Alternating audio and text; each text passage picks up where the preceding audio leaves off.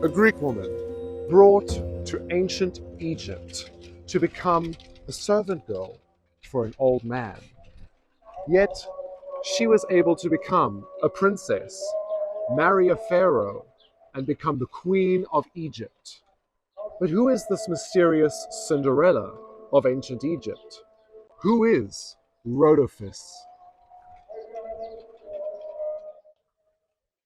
The true parts of the Egyptian Cinderella story first appear in writings around 455 BC by the Greek writer Herodotus. That's over 123 years before Alexander the Great became pharaoh.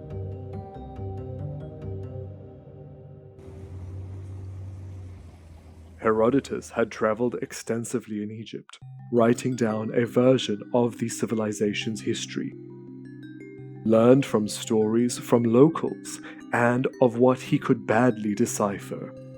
The majority of Herodotus's writings can be dismissed as fiction, since in recent years many of the things that he had written about have been proved otherwise, especially when he was writing about things that happened already 2,000 years before his arrival in Egypt.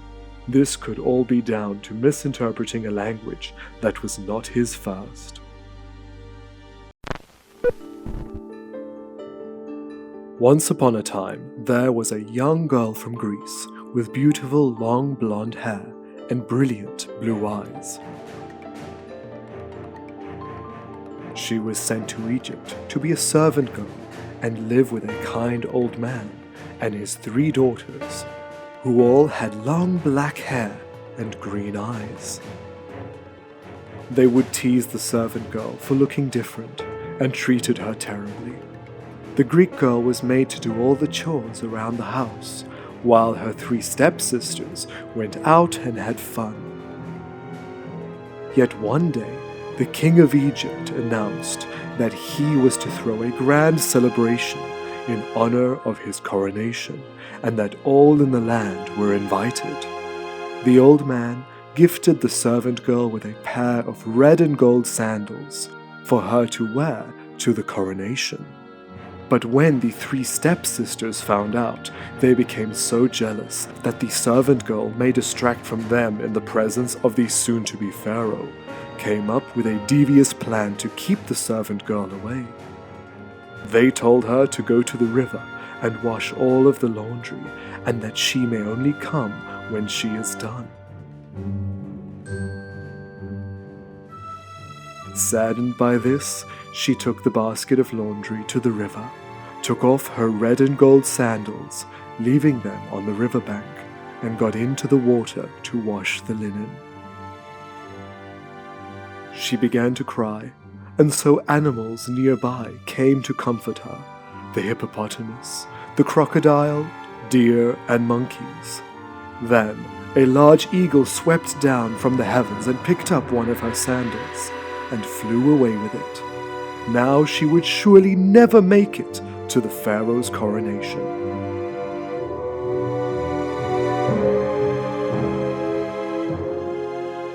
The eagle flew over the jubilant crowds celebrating the new king of Egypt, and dropped the red and gold sandal right onto the lap of the king. Bewitched by the beauty of the sandal, he sent his men out into the land to find the woman to whom the sandal belonged. Days later, the pharaoh and his men happened upon the house of the old man. There he was greeted by the servant girl. He saw that she was walking with only one sandal of the same red and gold color. He made her try on the one that fell into his lap, a perfect fit. And so the servant girl and the pharaoh were married, thus making her the new queen of Egypt. If this story sounds familiar to you, that's because it is the oldest version of the Cinderella fable that has ever been told. The servant girl was a Greek woman known as Rodopis, Rodopis, or Dorica. How much of this story is myth, and how much is based on actual history? How much of this fantastical tale should we believe?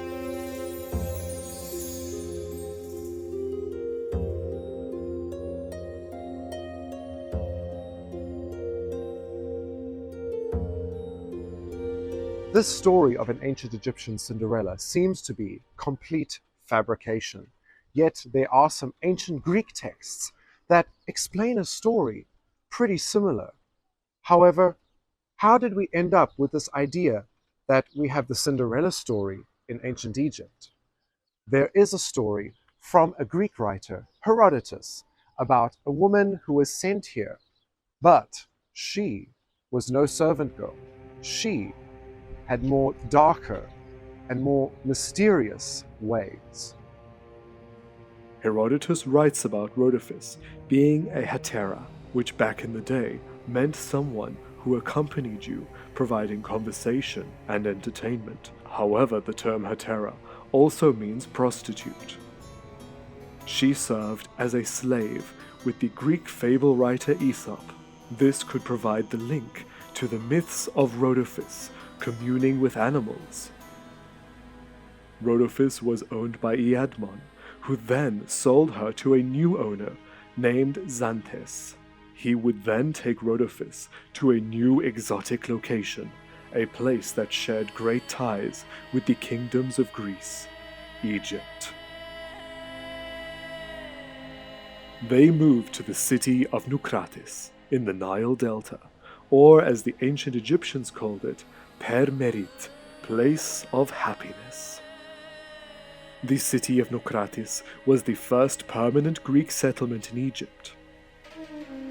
In 610 BC, Egypt's 26th dynasty was ruled by a pharaoh named Psamtik I in the Nile Delta. Fleeing political unrest in Mycenaean Greece, a fleet of ships arrived in Egypt. Already having good ties with Egypt, these Greeks sought refuge in Egypt. Pharaoh Psamtik consulted with the oracle at Buto, who told him to allow the bronze men of Greece, whom came from the sea, to reside in Naucratis. For this, these Greeks would also become part of the pharaoh's army. This Greek and Egyptian army, under the succeeding pharaoh Aperis, or Wahibra, fought against an Egyptian army general. They were defeated and a new pharaoh was crowned, named Ahmos II, or Amasis, as the Hellenic Greeks called him. It was during the reign of Pharaoh Amasis that Rodopis was taken to Egypt by her owner. Rodopis would have experienced an idyllic setting in the lush green of the Nile Delta, surrounded not only by Egyptians, but by Greeks as well. With a constant trade of foreigners coming in and out of the city with their trade, coming to the pharaoh's residence in the city of Sais nearby. Egypt sent out linen, perfume, and papyrus to Greece. In return, they received much silver and olive oils. Even though Rodopis was in all respective terms a slave or a glorified prostitute, she did enjoy quite some comforts. It was here in Naucratis that Rodopis' life would change. She was to meet the brother of one of ancient Greece's most famous female writers, Sappho. His name was Charaxus.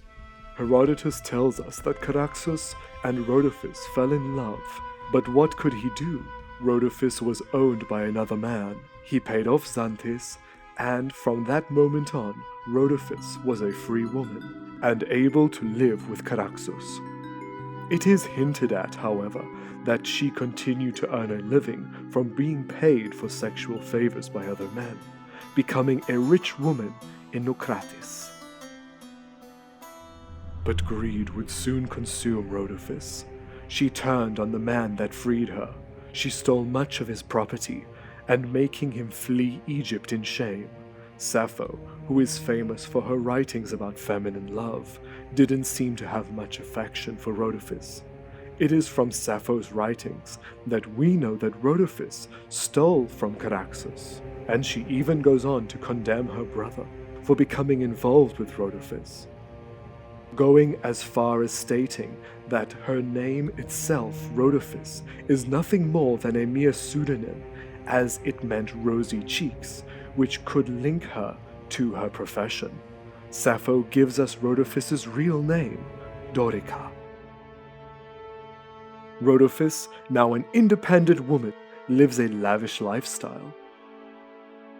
Yet, there must have been some sort of guilt for her actions. She then would make a substantial offering to a temple in Greece.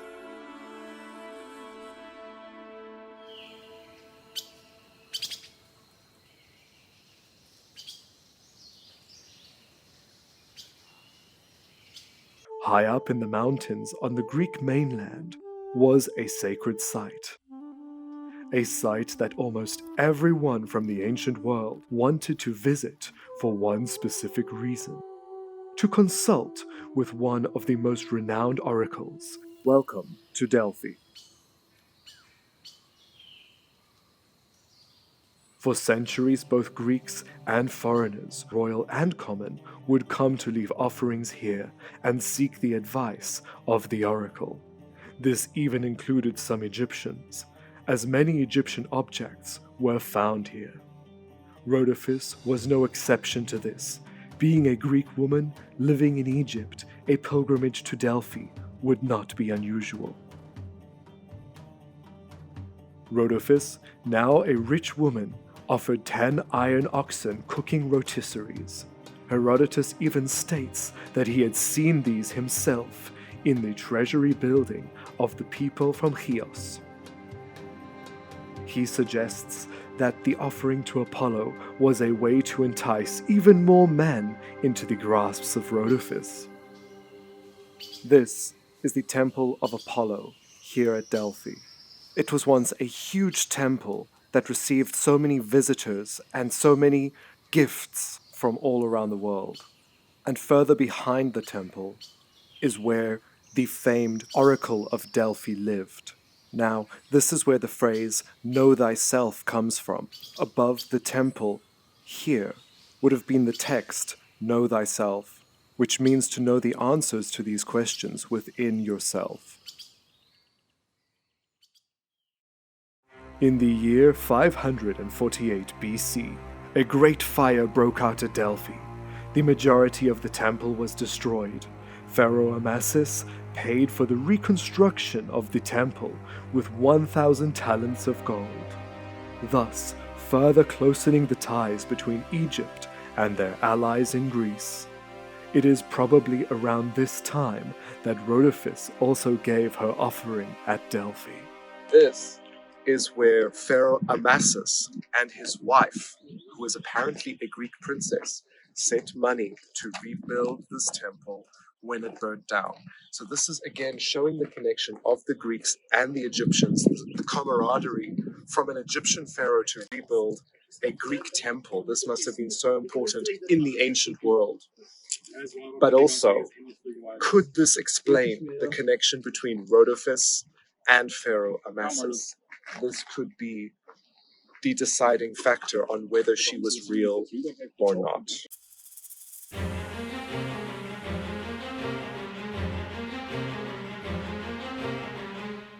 Who really was the pharaoh that Rodopis married? According to many, it was Pharaoh Ahmose II, or as the Greeks call him, Amasis.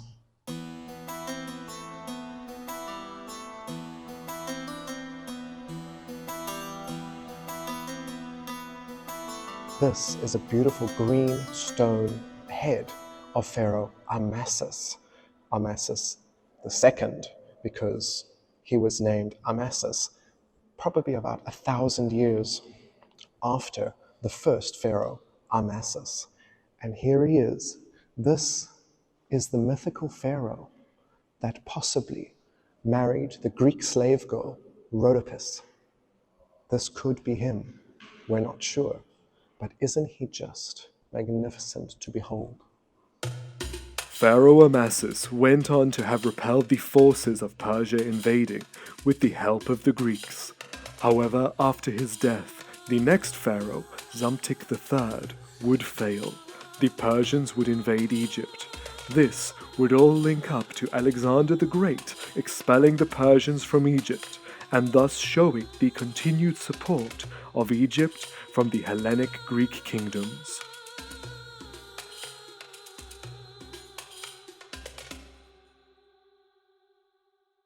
This story of an Egyptian Cinderella seems to be complete fabrication. Yet we have some evidence from ancient Greek writers about a woman that was sent to Egypt and became a queen. But which should we believe? Well, let's investigate the differences between the texts. Herodotus did live 100 years after the life of Rodopis and Pharaoh Amasis, so he did manage to get some of his story completely wrong, even admitting it himself. A local folk legend was prominent at the time of Herodotus, saying that the lover of Rodopis had built her a pyramid for her tomb. The legend says that this pyramid was the third largest of the pyramids at Giza. However, Herodotus went to great lengths to prove in his writings that this was a mere myth, and that the pyramid in question was built for Pharaoh Menkaure over 2,000 years before. For centuries, it appears that this myth of Rodopis having a pyramid continued. Ancient writers like Pliny the Elder, Strabo, and Diodorus persisted that this story was true, despite archaeological evidence. However, the confusion could be explained. If Rodopis was indeed influential in Pharaoh Amasis's reign, because of her profession, she could easily be misconstrued in being in the pharaoh's harem of women. These were often made up of influential women from all around the ancient world. It is known that pharaohs built their queens' tombs, especially in the Old Kingdom. These pharaohs built smaller pyramids next to their own for their queens to be buried in, such as Menkaure with his pyramid and the three queens' pyramids alongside. Yet Rodopis was not a queen. A mythical Egyptian pharaoh queen from the 6th dynasty in 2181 BC named Nitocris accounts for this confusion. Pharaoh Nitocris is said by both Julius Africanus and Eusebius to have constructed herself a burial pyramid. These writers lived around 30 AD, 2,500 years after Pharaoh Nitocris was said to have taken the throne by force. And there is almost no evidence to say that the Old Kingdom female pharaoh that the Greeks shrouded in myth even ruled Egypt. It is feasible, however, that these writers confused the oral histories yet again with another woman named Nitocris from a much more recent date. In 656 BC, Pharaoh Psamtik I sent his daughter to Waset, or Luxor today, where she was to be adopted by a Nubian woman who was ruling in Luxor as the High Priestess, or also known as the God's Wife, Amun-Niedris II.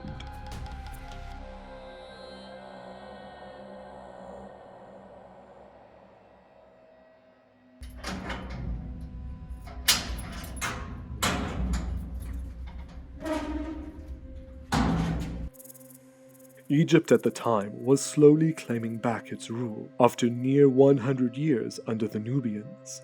Nitocris was the daughter of a native Egyptian pharaoh, and with her finally becoming the god's wife in Luxor, Egypt was now fully under Egyptian rule yet again. The story of the Nitocris who supposedly built a pyramid and the Nitocris who restored full Egyptian power could easily have been confused by Greek writers who came hundreds of years later. and the daughter of Pharaoh Amasis from the time of Rodopis was also named Nitocris II, who served as the penultimate god's wife, as well as the final female high priest of Amun in Luxor. All of these tales of Nitocris could have culminated in one fantastic tale retold by the Greeks. But all of these tales would then imply that Rodopis was related to the Egyptian royalty somehow, and certainly not of the harem, but a queen. Where does this come from? We see here in this early Greek period tomb, this woman with this beautiful linen dress. You can see the skin color and the beautiful patterns still on her dress. But what's most interesting, she's wearing a cobra on her forehead. This is a royal woman.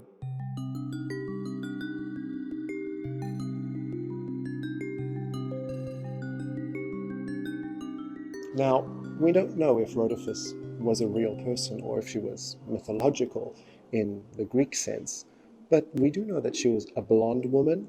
So when we look at a statue made out of ivory, such as this, we get a sort of idea of Rodopis.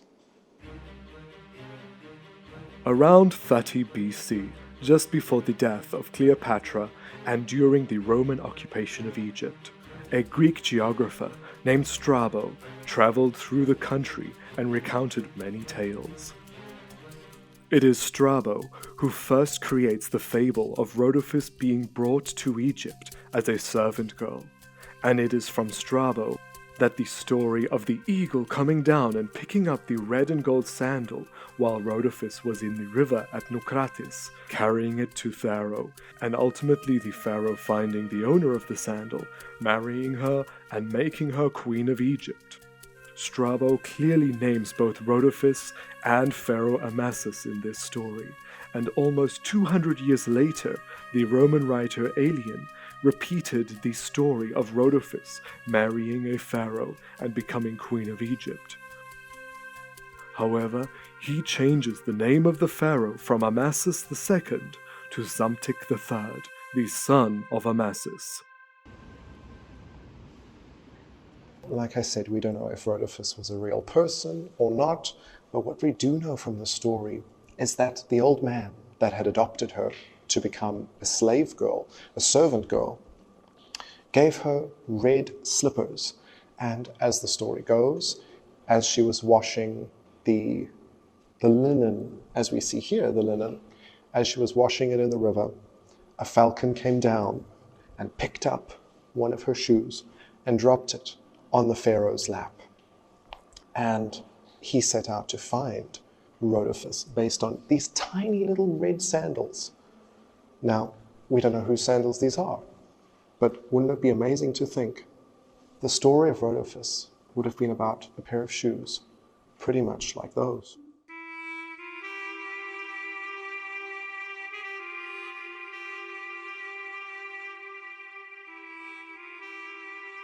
Clearly, this fairy tale of a Greek servant woman marrying a pharaoh and becoming queen had strong roots in the ancient world, as it continued being retold for hundreds of years.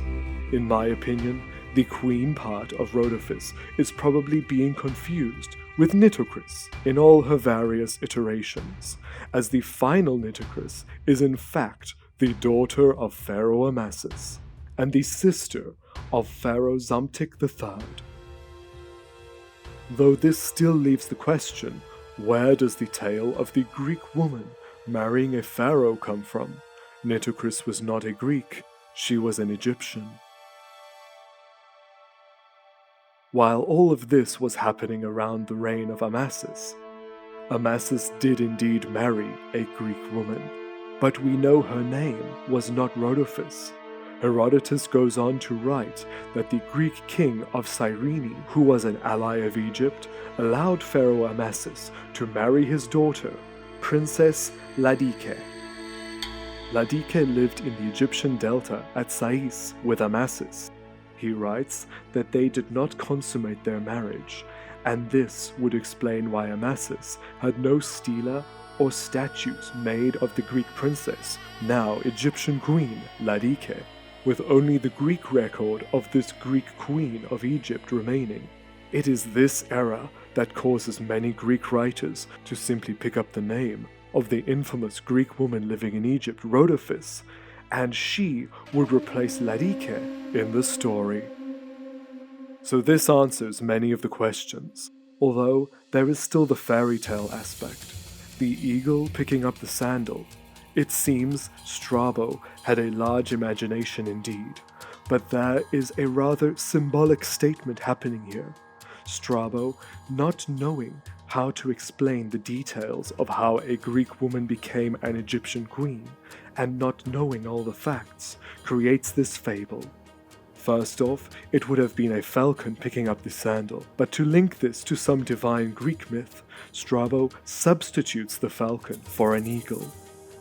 The eagle was, after all, a symbol of Greek royalty as well as linked to the Greek god Zeus, thus showing that the eagle selected this Greek woman and creating a more symbolic cause for this woman becoming a queen of Egypt. A source of Strabo's airborne myth could come from many of the Greek artifacts that have been found in Naucratis in Egypt. A popular motif from pottery in the Greco-Egyptian city was that of a seated man with a large eagle seemingly placing something on his lap. Historians are divided whether this is Zeus or Prometheus, but that is beside the point. What we see here is what could have inspired the story of the eagle placing the sandal on the lap of the pharaoh. After all, the man is seated on a throne, and some could say that the beard looks very much like that of a pharaoh. And the biggest clue is that plates like this come right from the middle of Pharaoh Amasis' reign in Naucratis. Whether this story is fictional, it can all be linked back to certain events that took place. It may not all be from the same person, but it does make one good story. And it created a story that continued for thousands of years and adapted its way into becoming Cinderella. Herodotus had this idea about this woman brought to Egypt from Greece. Yet, how do we end up with the current version of the story of Rodopis? The Cinderella-type story reappears in China around 600 AD. In the 12th century, a French poet writes a story called The Ash Tree Girl, where the fable of Cinderella takes more form, as well as the starting of the girl's name being linked to cinders from a fire. Then, in 1634, the Italian writer Giambattista Basile included a story called La Gatta Cenerentola, or in English, The Cat Cinderella. Clearly they had read the story from Strabo or Aelian, as Roman and Greek histories were studied in most of the fairly modern world. Then Charles Perrault, in 1697 AD, writes a similar story with the lead character being called Cinderella. Centuries later, in 1812, the Grimm brothers published their story of Cinderella. The Cinderella-type story was told around the world in many manifestations, though of course now the most famous is the retelling by Disney in 1950. Though much of the intrigue around the story of Rodopis comes from the author Olive Beaupre Miller in the late 1800s, who found the Grimm's version of Cinderella to be too dark for her daughter. She had read about Rodopis in Strabo's works, and thus made an amalgam of both, creating the version today. Yet whether based in fact or complete fiction, it is clear that the essence of Cinderella's story originated in Egypt, all because of a Greek woman called Rodopis. Rodopis appears to be a modern fairy tale created in the 20th century. This idea of an ancient Egyptian Cinderella never actually happened. It was based loosely on ancient accounts. So therefore, we can really say that there was no Cinderella in ancient Egypt. The story never happened after all.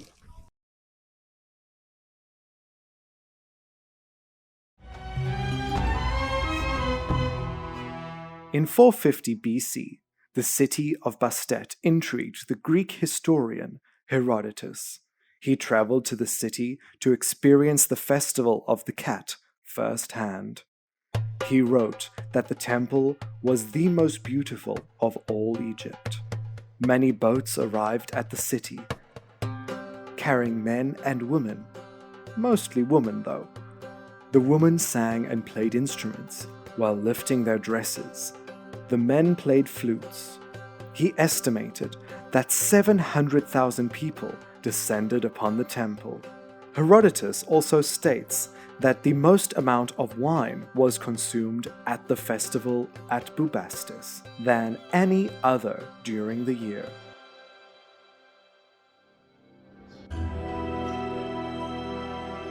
Because Bubastis was such a populated city, there have been many artifacts discovered in the homes and surrounding tombs, so much so that there is a museum on site to display the finds.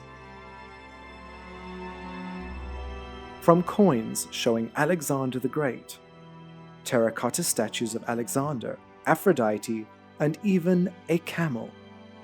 Statues of Pharaoh Psamtik, who showed himself in the presence of Pakhet. Biblical artifacts showing its Christian connection, high-quality Egyptian jewelry.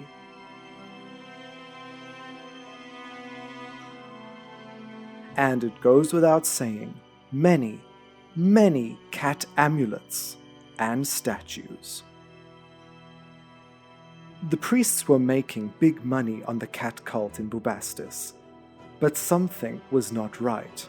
By the time that the Greeks were in Egypt, around 300 BC, the priests who were selling these cat mummies were being evasive with the truth about their cat mummy sales, oblivious to the general public.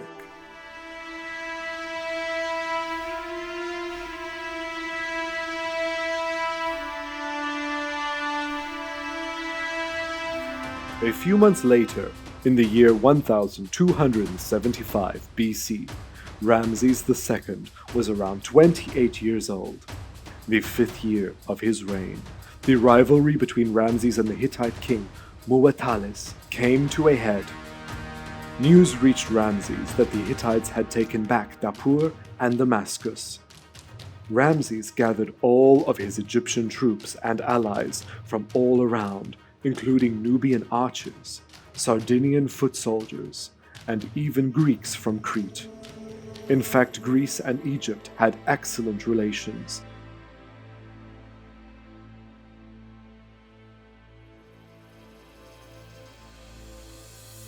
The Greeks had been sending gifts to the Egyptians for centuries, as we can see in many of the tombs in Luxor, where Greeks are arriving in Egypt with lavish gifts.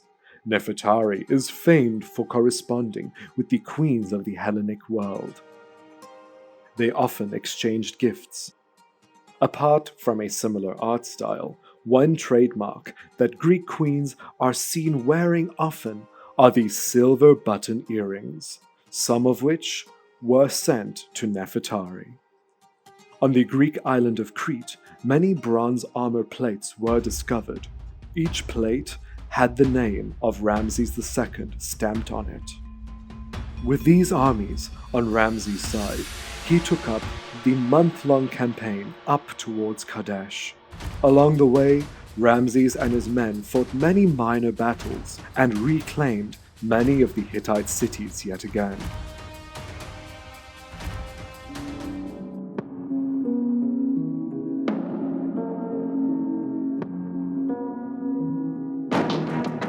In 332 BC, the Persians had taken over Egypt. Egypt's salvation would come from a mighty Greek Macedonian conqueror. Alexandros, better known as Alexander the Great. A descendant of Alexander the Great, Ptolemy I became Pharaoh of Egypt when Alexander died. When his son, Ptolemy II, came to the throne, he had a co-regency with his sister wife, Arsinoe. And this woman was given an unprecedented title at the time. Arsinoe was named ruler of Upper and Lower Egypt, making her a full pharaoh.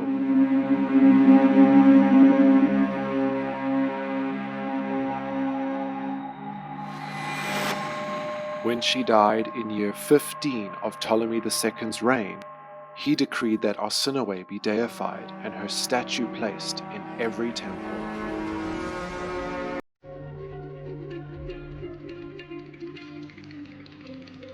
Before continuing, 2 statues of a queen wearing a Greek dress flank the entrance. She is Ptolemaic queen Arsinoe, who had a large following here after her death. At the Cairo Museum, several pristine stela and ostraca from Medinet Mahdi can be found, showing the protector of the Nile, Sobek. A Horus priest from Saqqara during the 19th dynasty, named Nakht, even made offerings to Renenutet, the slender, elegant goddess with her cobra appearance stands behind the patron god of Saqqara, Ptah, ensuring the land shall be fruitful. When we leave the temple and venture off, on the side streets along the Avenue of Sphinxes is where the juicy history lies. Clusters of mud brick houses that belonged to priests, farmers, and workmen line the avenue on either side.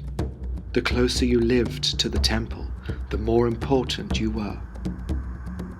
And the most important had a sphinx protecting the stairs up to their homes.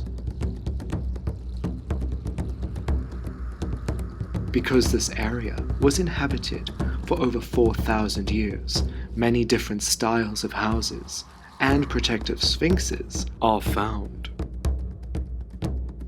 From human-headed lions with Roman attributes to winged griffins, some Greek inscriptions here even mention Cleopatra sending taxes to the temple. This is thousands of years of real life, so well preserved, from pharaohs to Christians, all once called this place home. A reason Renenutet was the protector of the harvest was that cobras eat rats that would destroy the grain and crops. Within the priests' homes, thousands of ostraca texts were discovered. Written in Greek and Demotic, they reveal daily life, personal horoscopes, school registers, and corruption. A Ptolemaic priest named Phatres wrote several letters exposing how the temple was misusing offerings and that the temple college was showing signs of cult-related misconduct. A smaller building, protected by Isis, was where 2 large votive mummified crocodiles were stored, slotted into these shrines as a way to keep Sobek's power contained. Around them, young crocodiles were incubated and reared, with over 30 crocodile eggs found around this structure.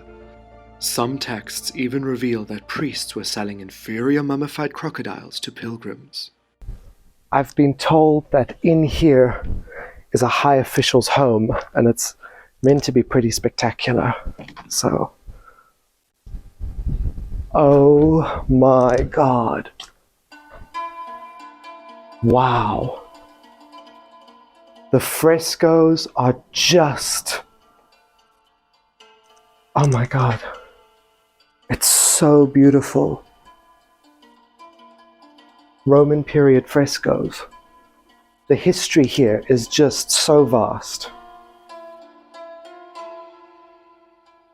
You can see here the high official's house, pretty much like you get in a Roman house, Pompeii, wherever else, marked by these huge ornate columns that were carved to show the status of the person. The Fayum Oasis has a way of life unchanged for thousands of years.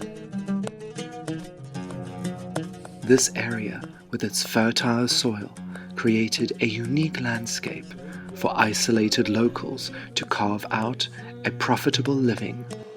Back in Cairo, at the Egyptian Museum, are some of the most precious treasures, some more exquisite than those of a pharaoh.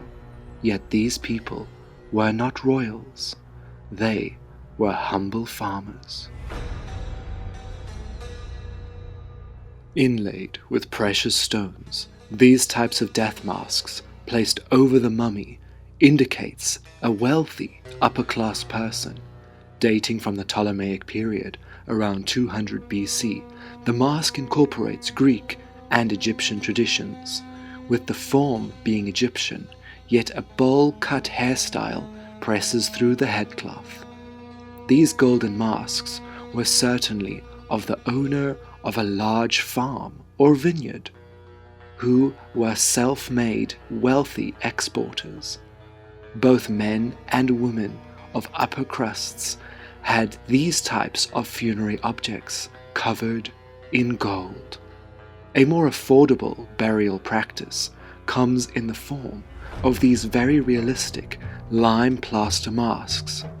They covered the deceased's face and replicated his features, some of various styles, as unique as the owner. But we get the idea that most of the men sported full beards. Although Fayum was inhabited by many Greeks and later Romans, the religion and culture of the Egyptians was unchanged, rather influencing the newcomers. The entire tomb contents now in the Neues Museum in Berlin come from a Fayum lady named Aline. Aline's tomb is one of few that we know the provenance of, because many mummies are no longer intact due to museums around the world wanting Fayum artifacts. Discovered in 1829 in Hawara, Fayum, Aline's tomb contained her mummy, that of her husband and 3 children, and dates from the reign of Roman Emperor Hadrian.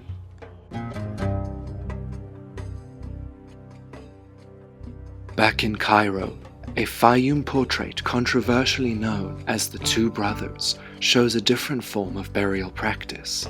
A round wooden panel was split in 2 halves, showing the 2 men who were buried together. But why the split in a death mask? And why paint them together on one piece intended for separate masks? The brothers' burial helped solve the mystery of the Fayum mummy portraits. Not all funerary objects were made just to enjoy in the next life, not just to accompany the deceased. This faceless mummy once contained a mummy portrait. Although beautifully wrapped, some, like this wealthy woman, had her mummy gilded entirely in gold, with inlaid precious gemstones, and slotted in was her lifelike mummy portrait. The 2 Fayum brothers' portraits confirmed that these artworks were made during life and hung up in the home, similar to family portraits we put up today, then taken off the wall once you died to accompany your body.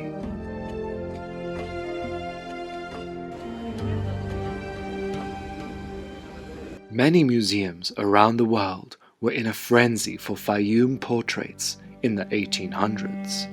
I've come to the Altes Museum in Berlin to see some of the best preserved of these Fayum portraits.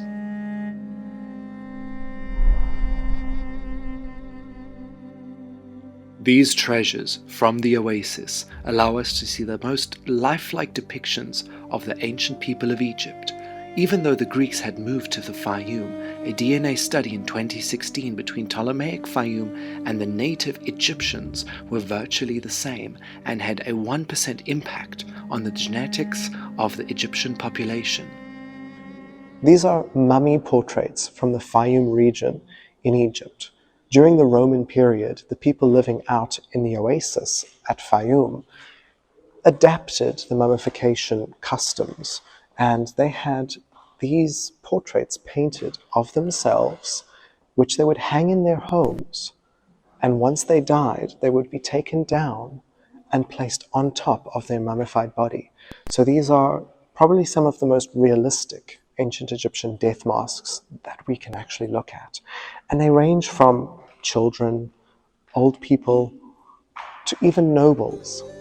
These portraits show a great leap in technique, painted on wood with pigmented wax, the skill to create one of these from 100 BC. This thin, golden headband was found on the mummy of this wine merchant. The wreath is visible on his own death mask, as well as the brooch to attach his toga. The people of Fayum were the most revered winemakers in their known world and exported their grape and date wine for a tidy sum.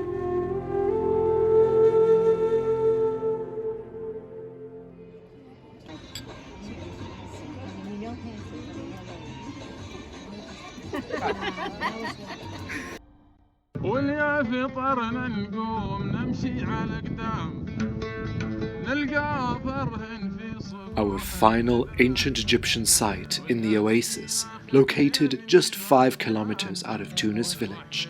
It is known as the Palace of Karun. A temple built in the 12th dynasty by Amunimhat and continued by his daughter, the female pharaoh from the 12th dynasty, Sobek Neferu. Almost nothing remains of this 12th dynasty temple. The new temple was built over the foundations of the old temple in 300 BC, and only one god is depicted here. Here at this temple of Sobek, Sobek is a crocodile god known in the Fayum area.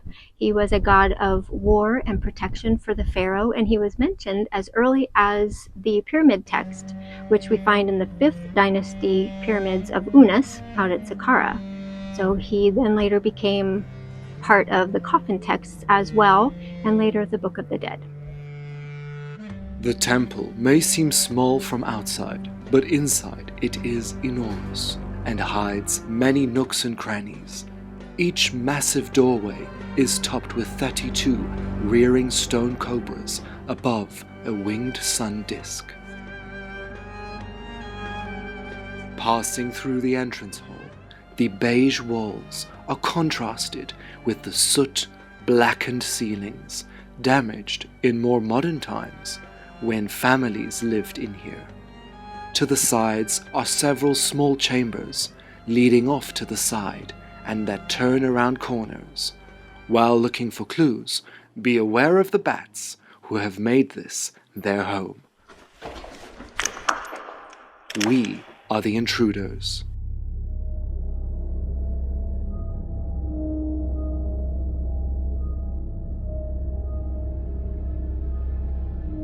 Exploring down the labyrinth of hallways, we can see that these walls were once decorated. The limestone has been chipped at repeatedly by ancient Christian visitors to erase the sacred texts.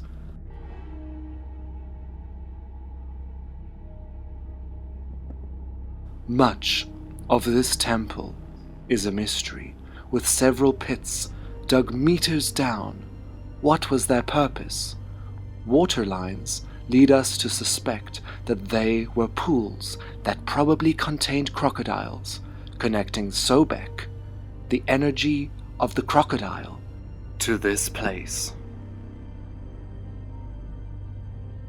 As one crosses over the walkway, intact, you transport your imagination back to the priests coming here to the inner sanctum. A bridge over a 2-floor-deep pit crosses over to the 3 niches that contain 3 statues of Sobek. Crossing the pit bridge is unique and connected you with meeting Sobek, who lurked in the waters under your feet. The unlucky chosen priest was tasked with going down to give offerings to the temple crocodile. At the entrance are 2 letterbox-type slits where 2 votive baby crocodile mummies were slotted into. But the temple raises more questions than answers. We're not actually sure why they even decided to build a temple to Sobek out here in this arid landscape with only the Fayum oasis to provide water. Was it to bring healing and protection to this area, yet this area is not a water area? Or was it to invoke the water god, Sobek, the god of the Nile, to direct the Nile to come and make this land fertile? At the Egyptian Museum in Cairo, vivid examples of crocodile worship are on display. Known as the Crocodile Papyrus, this scene from the Book of the Dead shows a priestess bowing down before a crocodile in the river. Ironic, since the sweet smell of papyrus repels crocodiles. The Greeks called this area Crocodiliopolis, the place of the crocodiles. The priests that worshipped crocodiles in Fayum at one time faced uproar from locals. In the late period around 50 BC, the priests had raised their power once again and increased their taxes. It was here at Kasr Karun that some of this drama played out. Going up the many flights of stairs, we enter an area once reserved only for priests and royals. And when you come onto the roof of this temple, it's one of the very few temples where the roof is still fully intact. When you walk out here, you can see the settlements around, the Roman baths that were built, the houses where the priests and the farmers from the area that fed this temple would have lived. And I can just imagine when there was the strike happening in the Roman times, well, not exactly Roman, just before Cleopatra died, people coming here complaining to the temple, "Where's our grain?"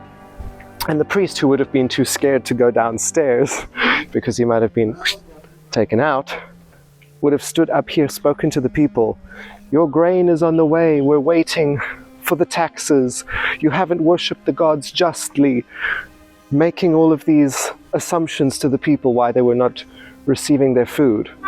Because after all, this temple is dedicated to Sobek. Sobek is the god of the Nile. We're in an oasis in the middle of the desert. Water is very scarce up here. After the death of Cleopatra in 30 BC, Egypt was under Roman rule. Kasr Karun became a hotspot for Romans posing as Egyptians.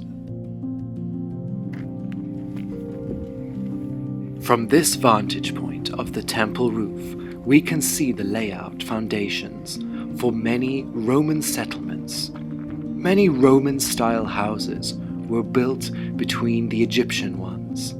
The Romans renamed this town Dionysius, after the Greco-Roman god of wine. Since much of the wine from ancient Egypt came from right here, the vast Roman town saw many new innovations, including Roman baths, much of Dionysius still lays untouched beneath the sand.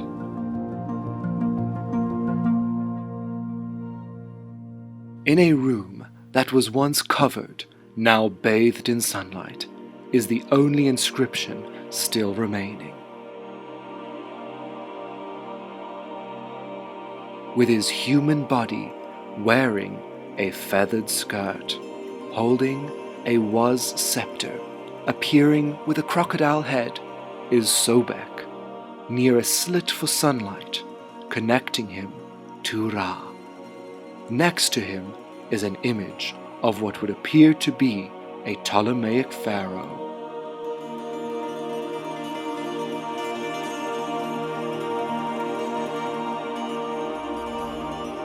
The upper part of the temple is dotted with strange chambers that no one knows the exact functions of. Were these housing for priests, treasury or storage rooms, or was this where they would mummify the sacred temple crocodiles? One chamber even has a drainage canal with a hole cut in the middle. Were the priests bathed here, or baby crocodiles raised here? All we know is that water could come through the gutter into the chamber and down to the mysterious caverns below.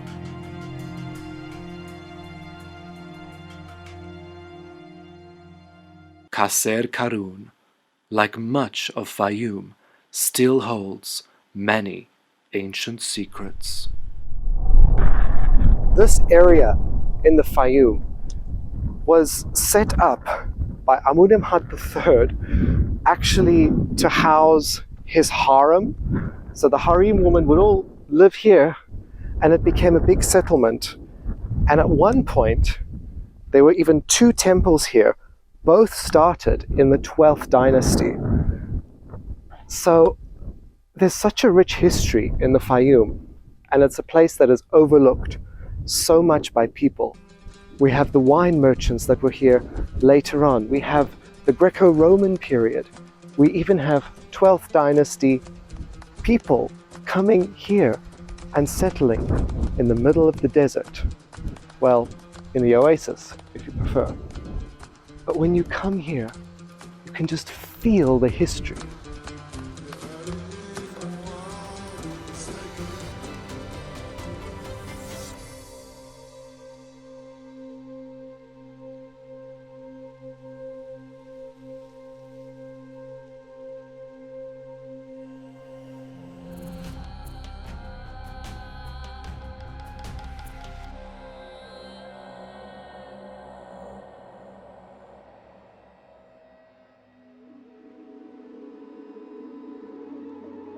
In 340 BC, the Persians invaded Egypt. Egypt's salvation came in 332 BC, when Alexander the Great chased out the Persians and was then named as Pharaoh of Egypt. The Greeks had already established a settlement in Egypt around 650 BC before Alexander arrived, which was sanctioned by Pharaoh Psamtik I. When Pharaoh Alexander died, the Greek Ptolemaic dynasty began. During this time, many Greeks moved to Egypt for obvious reasons, bringing a lot of the Greek culture with them. However, many of the Greeks that moved to Egypt assimilated into the Egyptian culture rather. The Greeks had a great way to look at the gods. They believed that they were all the same. They just had different names because of different languages in different places. A Greek statue of Sokneb Tunigeb, or as the Egyptians called him, Sobek. Even the Egyptian god of the Nile and of water, Hapi, became Nilos. The Greek Ptolemaic pharaohs were a strange group of people. They only married within their own family, inbreeding and killing many of their own family members to take the throne. Of course, the most famous Ptolemaic ruler is Cleopatra VII. In 30 BC, seeing defeat after many of the problems with the Romans, Cleopatra died. The Romans took out any possible successors of Cleopatra and took over control of Egypt. Over 300 years would now pass in Egypt's history under rule by the Romans. Even the religion would start to change. Around 394 AD, when Christianity was in Egypt, the old religion was under threat.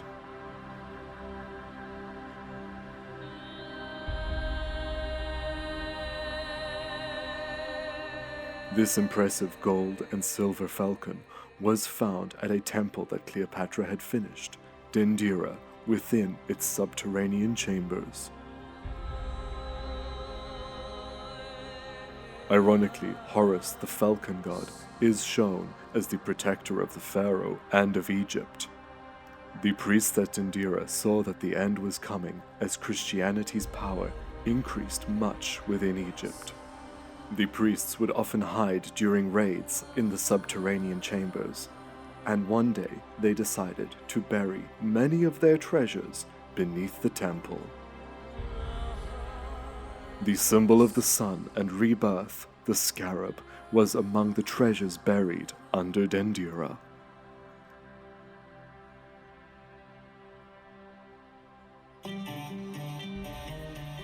With the arrival of the Romans came the Roman art and religion.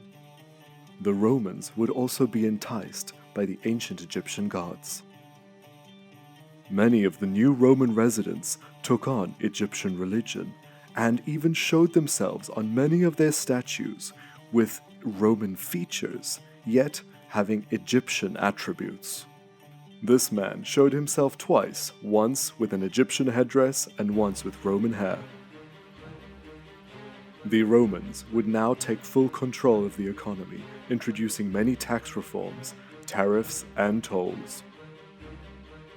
They built fortresses up and down the land for one specific reason, and that reason is to control the trade routes. Egypt was central for coming and going tradesmen, introducing many exotic products to the Romans. Yet even in death, there was one ancient Egyptian god that the Romans would revere. Anubis, the leader of the dead, was often shown on many of the Roman burial equipment throughout the empire. They adopted him and he became part of many of their myths. This bizarre scene shows Hades kidnapping Persephone, yet Anubis is there, holding the opening of the mouth instrument, waiting to greet her, much like the Romans kidnapping Egypt. This relief comes from the Temple of Montu, the Theban god of war, found in a temple in an area known as El Tod.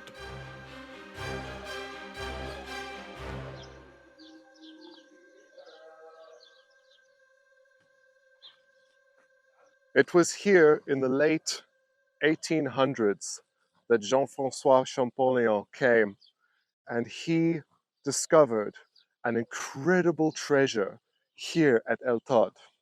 What he found was a box, and inside this box it was filled with some of the most beautiful silver plates, bowls, and jewelry. But now, unfortunately, that treasure is no longer here at El Tod. It's not even in Egypt. It is in Paris at the Louvre. But if you ask me, I know where I would prefer to have to go to see these treasures.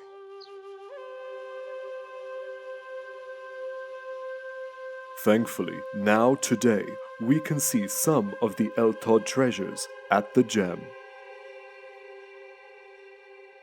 Unlike today's society, silver back in ancient times was very precious, back then costing even more than gold. The priests hid this treasure in the late Greek period.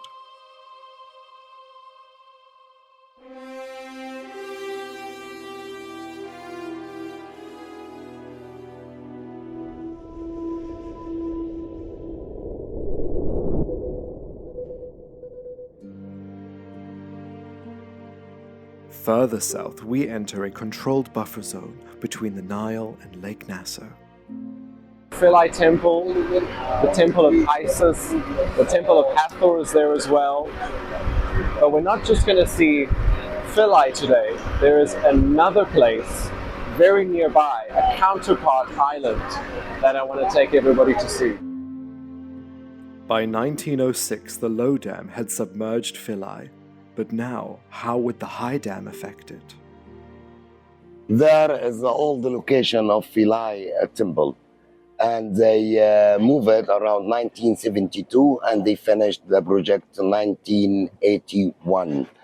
And it's happened when they built the high dam, so the level of water between the two dams, the British dam over there and the high dam, became lower, so they could to see the Angelica Island. They surround the temple was like 3,000 wedges made of stainless steel. To surround the temple was and to not allow to the water to be in, so they surround it totally and completely, and they cut it around into thousands of pieces and move it from here to there.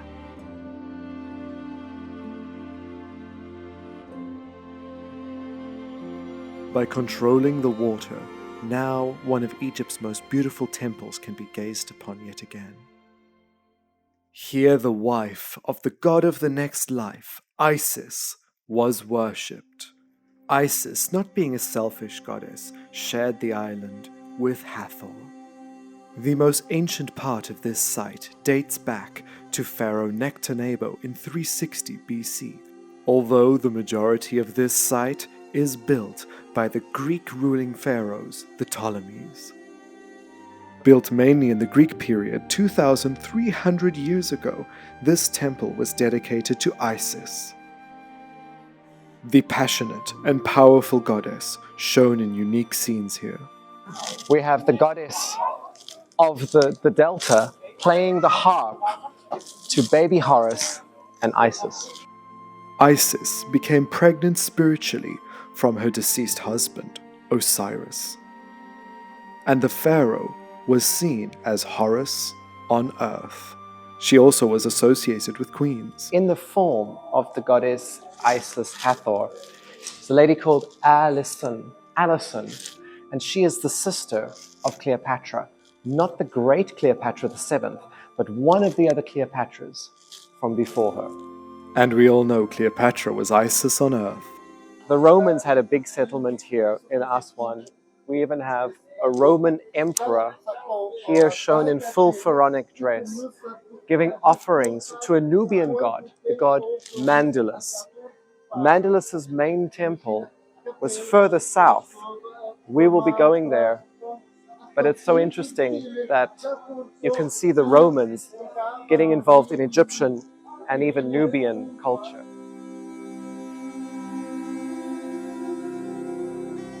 With the death of Cleopatra, the Romans invaded Egypt, followed by the Christians.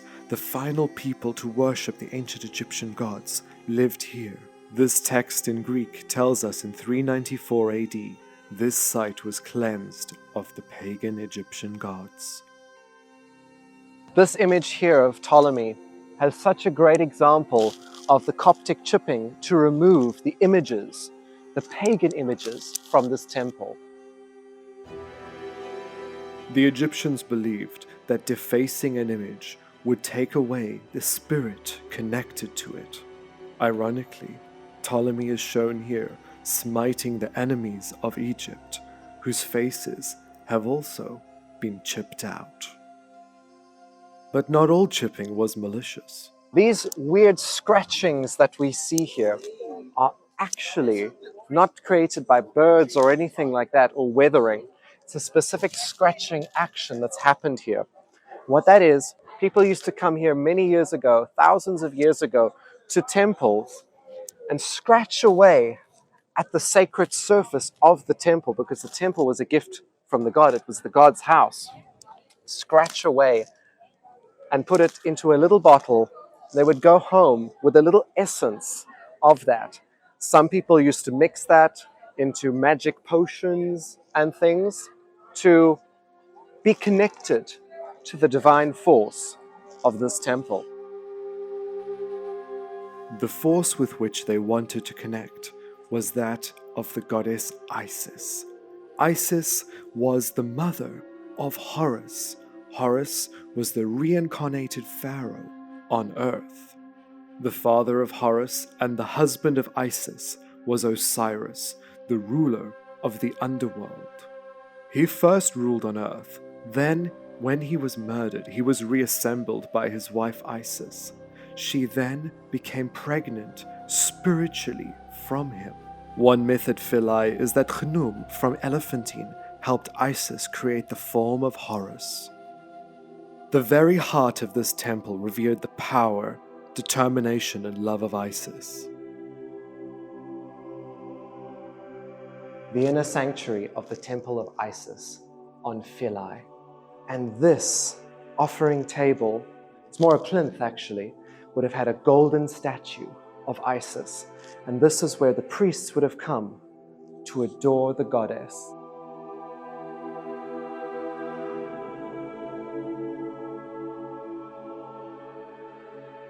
Inside here is one of the most beautiful depictions I've seen of the goddess Hathor, shown as a beautiful woman in the Ptolemaic style with the beautiful head of a cow, so elegantly carved.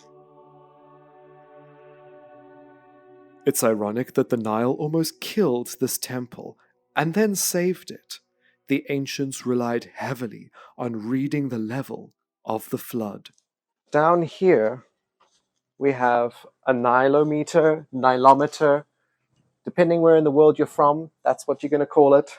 And this is how they would have measured whether the Nile was going to flood correctly to make the harvest fruitful. For thousands of years, the flooding of the Nile could predict prosperity or disaster. Up until the 20th century, Egypt still monitored flooding. Now the god of the Nile is controlled by Lake Nasser. The rocks that we see behind us here are depicted even over here. And what's so special about this depiction is it's the god Hapi shown being protected by the snake in his home underneath these stones in the cataracts of the Nile. The cataracts which are here at Elephantine. This is Hapi inside his home. It is something so special. I want to show to you the most special piece, in my opinion, in this temple. Here we have the god Mandulus, the god from Nubia, depicted here in this temple. And this text written right here is the final hieroglyphic written in ancient Egypt. Really? Around 300 AD. They came in here to convert the Egyptians. This was the last hideaway for the Egyptians. They came in here, the Coptic Christians came in to convert them. This man wrote a little note explaining that on the 24th of August, he was writing this here, asking that his spirit be saved from the people invading here. Oh, and the most sad thing is, it looks like when he finished writing, something happened. I'm going to take you to see the top of Philae Temple. This is quite special to come onto the top of an ancient Egyptian temple. From here, we can see this beautiful landscape, this unique landscape. Built around the temple of Isis. I always connect this temple to the color green because of the greenery that grows around it. The green of the fertility of Isis and Osiris. It is quite special. I think I'm just going to sit here for a little bit and take it in.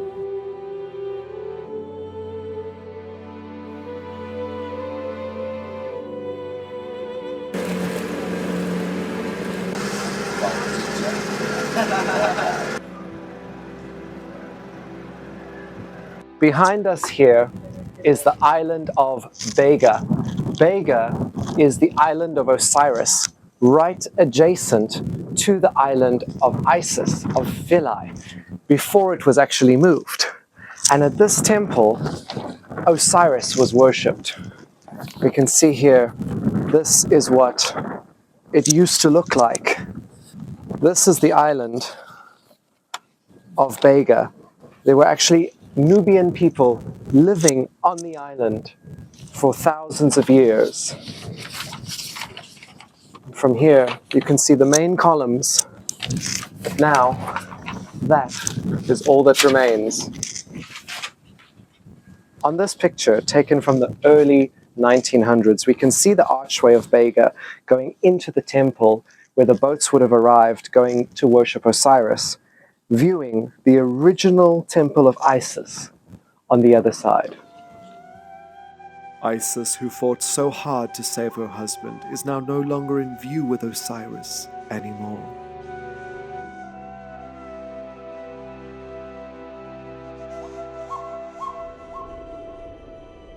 This temple was made of much smaller stones, and by the early 20th century it had completely collapsed, making its relocation much easier.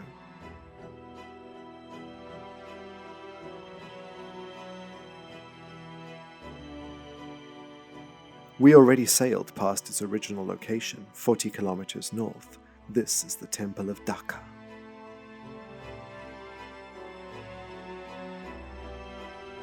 An effigy of the Egyptian god of wisdom, Thoth, was housed in this naos, with this beautiful light effect around. A repeated theme in ancient Egypt, the balance between light and dark. Anhor and Mangulus merging as one, the combination of Egyptian and Nubian gods are shown in this temple because it was a collaborative effort between Greek pharaoh Ptolemy IV and the Nubian pharaoh Archimani from Meroe.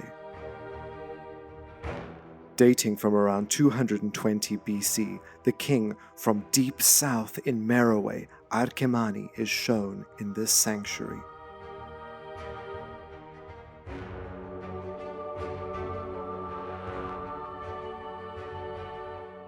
The temple was originally built to affirm the ties between Egypt and Nubia in their trade and military efforts.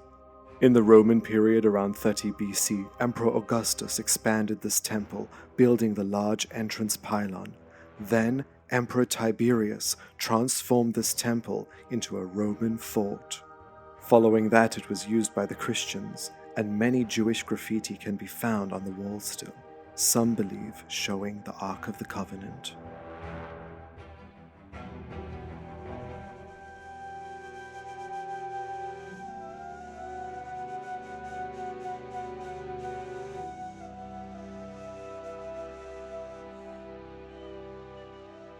This new landscape of Lake Nasser remains unspoiled, and I hope it stays that way.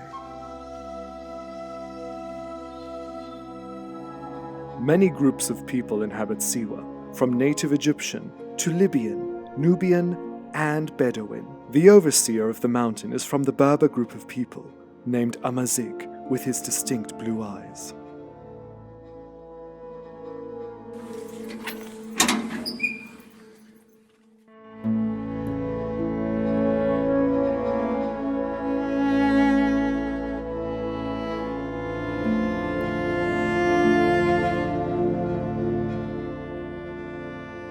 Protected by the goddess Mut above, this is one of the most beautiful tombs discovered in 1940 in Siwa. This is the tomb of Siamun, and you can see he's quite a different looking man. He has this short haircut, a little bit wavy on the hair, and he has a full beard. And this is quite an interesting scene to see an ancient Egyptian depicted like this. But the people here in Siwa were an interesting mix, especially at this time, of Greek, Roman, and Egyptian. So it's really interesting, and I've been waiting for so long to come and see Siamun, and here he is. His name means the man of Amun. He lived in Siwa around 300 BC, during the time when Alexander the Great was here. Siamun's father was a Greek merchant from Cyrene. His mother was an Egyptian. He clearly embraced his Greek and Egyptian heritage by depicting many of the gods of Egypt in his tomb while showing himself as a Greek man. Among the many gods shown in his tomb is this strange-looking male lion-headed god. This is Mahes, a minor god with a niche following. The sister of Isis, Nephthys, protecting Horus. Anubis, the leader of the dead, is seen reviving the mummy of Siamun, who is laid out on a bed headed with male lions. Before them, Isis is kneeling while mourning for the dead. Isis was the wife of Osiris, the god of the next life. In tombs, Osiris is usually depicted as the pharaoh of that time, yet the cartouches in the tomb are empty. We do not know who he is. This is a very, very unique tomb. Yes. I mean, we have Mahes over here depicted in an extremely strange way. Extremely different than the city one and the temples. Yeah, it's very different symbolism in this tomb. Very different. Because the art, as we mentioned before, get less during the Greek-Roman period and change it in culture and everything. Adjusted, adapted. Also, I want to speak about the roof, always inside the ceilings, inside temples. I didn't even look up yet. Look, it's full of vultures and falcons and stars. Beautiful. Yes. Yeah. Because the ceiling itself represents the sky. Yeah. The sky has a blue color, so some tombs we have like Ramses I, yes. Blue color. The sky has stars, the sky has birds. Yes. And the stars are the ancestors. Yes. So it's all symbols. All symbolic, but I wanted to speak about vulture. The vulture, yes. Now, the vulture have no such respect like the ancient time. Mm-hmm. They're like a dirty bird now. Yes, they're nasty and take that, the animals not good. Yeah. But the ancient Egyptians, they have different vision to the vulture. Okay. Clean the environment. Yes. After the war, he eat the dead bodies. Yeah. So the bacteria not increase to hurt the people. Mm-hmm. So they consider the vulture simple to cut a smooth. Yes. So when we see that in roofs, temples or tombs, as one day if this place come dirty, it's come to clean it up, and this place are clean, their place are purified. Literally, yeah. Literally means that as you walk under here, you're being purified. Yeah, excellent. You got the point. Yeah. It's so interesting, and they have the vulture and the falcon. I've never seen them do both. So this is so unique. So unique. I love that. Thank you to recommend this tomb to come. Thank you, really love it. What I really love is the purification happening in this tomb. We have the tree goddess here. You can see the beautiful branches coming out with these little green leaves. The green is so bright. But she's pouring out this jug, and coming out of the jug is the water. But in the water you can see the Ankh sign, literally showing that the water is giving life.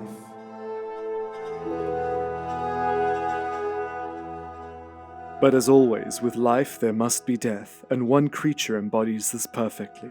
Emem, or Emmet in English, it's a creature in afterlife, like hyena's body, and some people say hippopotamus body, and crocodile head, like mythological creature. It tries to eat you if you are guilty. We find this concept in all religion. So before you make the people fall in sin, you have to terrify them, to have to make them scared to not make sin or mistakes. So I love it because can stop the guilty to stop to do sex. And also Siamun here, he tried to keep calm, to allow to him to cross and meet Osiris at the end of the sea. Siamun held no religious or official titles. He was a wealthy landowner who produced wine and dates to be exported to their known world. His wife is shown in the tomb. She was an Egyptian woman. Siamun also had 2 children. He is shown in the tomb with both of his sons. Several mummies were found in this tomb, although all the personal belongings and treasures were raided in antiquity. This tomb has to be the most beautiful tomb in Egypt's western desert.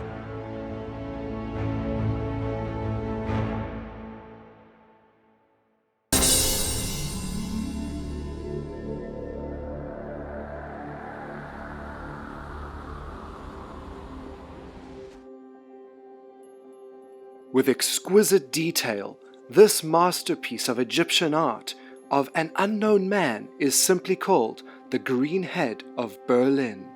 We may not know who he is, but we do know that he lived around the time when Egypt was then ruled by the Greeks who had chased the Persians out of Egypt, known as the Ptolemies. In 332 BC, Alexander the Great liberated Egypt from the Persians and was named Pharaoh. His successors went on to rule Egypt with a mix of Greek and Egyptian culture, the most famous being the final pharaoh of Egypt before she was defeated by the Romans. Resembling images of her coins, this bust is said to be that of the great Cleopatra VII.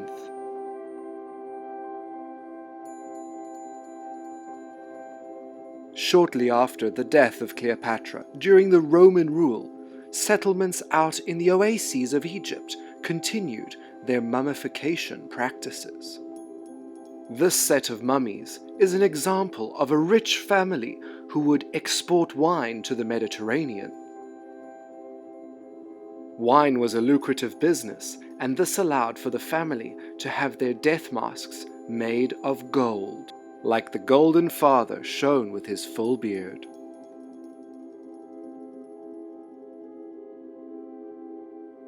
The people living in Egypt at this time had a mix of Egyptian, Greek, and Roman funerary customs, exemplified in these lifelike clay death masks made to resemble the deceased.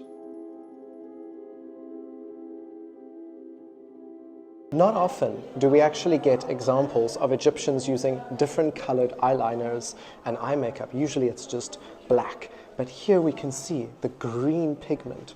And what's so amazing, this is a woman from the Roman period, and she's shown wearing bracelets of two serpents in a similar style to what we find generally at Pompeii. And on her death mask, her hair has actually been glued into place so that she could be connected to the goddess Hathor to get into the afterlife, because one of the wishes for the ancient Egyptians to get into the afterlife was to be connected with Hathor. And if you were connected with the goddess of beauty and motherhood, well, she would put in a good word for you with Anubis and Osiris and get you fast-tracked, because you are beautiful enough to be with the gods.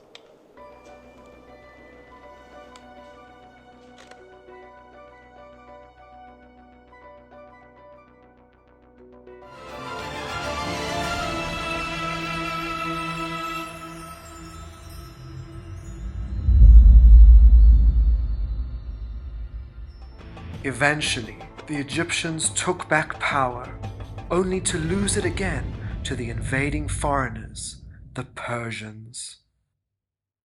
Their salvation would arrive from an unexpected Greek Macedonian man who liberated the Egyptians. We don't often see Alexander the Great depicted as an Egyptian or even as a pharaoh, only on a couple of statues and carvings. However, here we have something so unique. It is Alexander depicted as the god Hapi before an offering table, with fish and plants hanging off the offering table. Isn't he just the most magnificent example of Greek and Egyptian art combined? When Alexander chased out the Persians from Egypt, he was named as the son of Amun and became pharaoh. Uncontested by the Egyptians, he started a new line of Greek Ptolemaic rulers. He stayed less than 6 months, but he left a mark that was immense. One of my favorite pieces at the Archaeological Museum in Firenze is also one of the smallest. It is a silver coin showing Alexander the Great as a pharaoh. This small silver coin shows Alexander the Great and the goddess Hera on the back.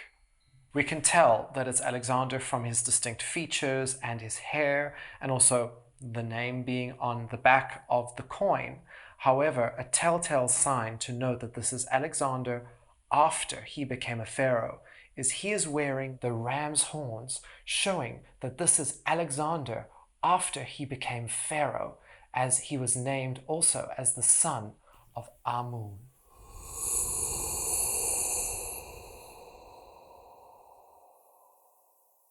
One of Alexander the Great's favorite things that he found when he came to Egypt was the hoopoe bird, and he had it depicted in many temples. And this here is the favorite bird of Alexander the Great.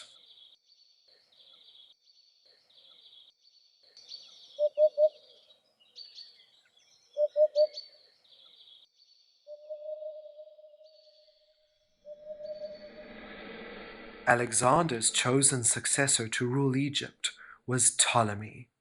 After Ptolemy came a phenomenal woman who became a female pharaoh, Arsinoe. The Ptolemies were a complicated lot, to say the least, and one of the most famous was the great queen and pharaoh Cleopatra VII.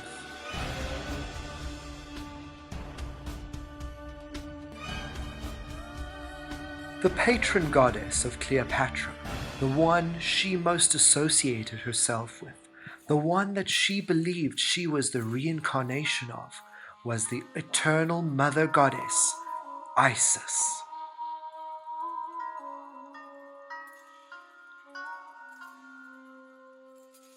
Isis suckling her child Horus, the next pharaoh.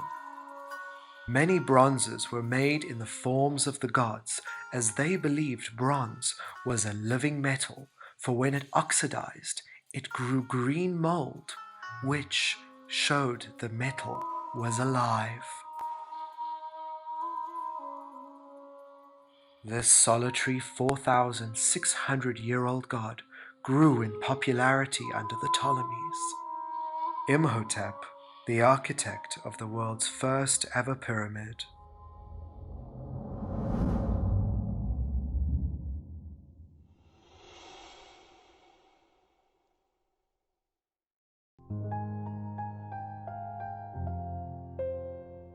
The museum in Florence yet again surprises us with more tangible links to the ancient world.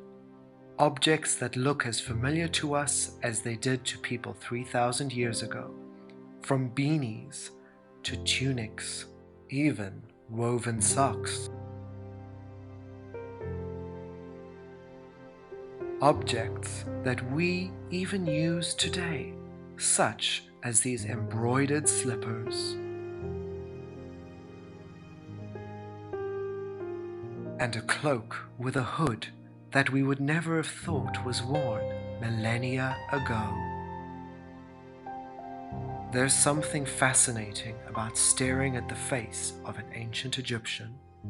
This white painted face, once gilded in gold, inlaid with precious stones for the eyes. These faces from different dynasties across Egyptian history were originally on coffins.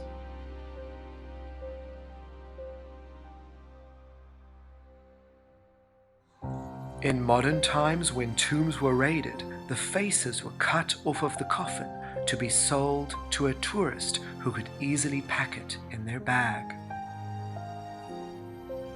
The inhumane desecration of Egyptian artifacts did not only happen in modern times.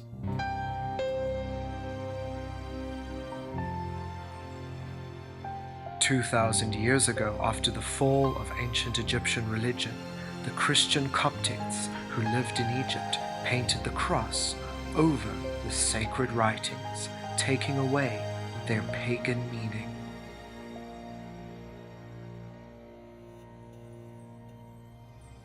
After the death of Cleopatra, the new Roman emperors who ruled Egypt still depicted themselves as pharaohs.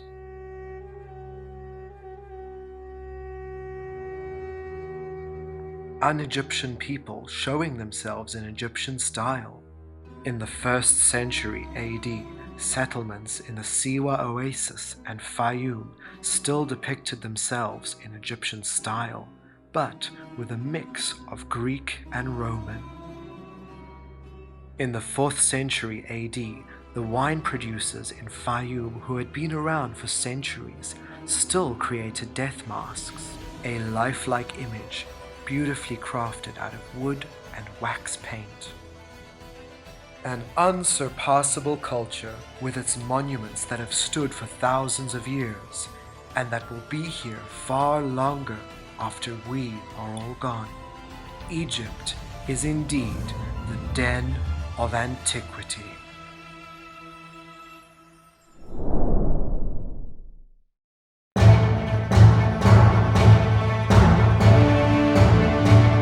Alexander the Great, of Macedonian Greek royalty. His reputation is known all around the world. Alexander was born great. He achieved greatness, and he had greatness thrust upon him. He was trained to not only be wise, but to be one of the world's greatest conquerors. His wars against the Persians are legendary. He was even crowned a pharaoh of Egypt. But why was this foreign man welcomed into Egypt? Was there something more to his presence here? Or was it because of the close ties between Greece and Egypt? Alexander is surrounded in myth. He ventured out, far into the desert, to speak to the Egyptian oracle at Siwa. I'm literally walking in the same footsteps as Alexander the Great. But what really happened here when he was proclaimed as the son of the god Amun? Alexander the Great, he wanted to prove to the Egyptians and to all the world that he is not only human, he's the son of God. For 2,000 years, the story of Alexander in Egypt has been simmered down to barely a footnote. Now, join me, Curtis Ryan Woodside, as I investigate what Alexander really did during his time in Egypt and discover his legacy as a pharaoh who emulated the greats before him. The mysteries behind Alexander's death and afterlife. We learn about Alexander's brother, Philip III, who became pharaoh after him, as well as Alexander's mother's plots to retain Egypt and the empire.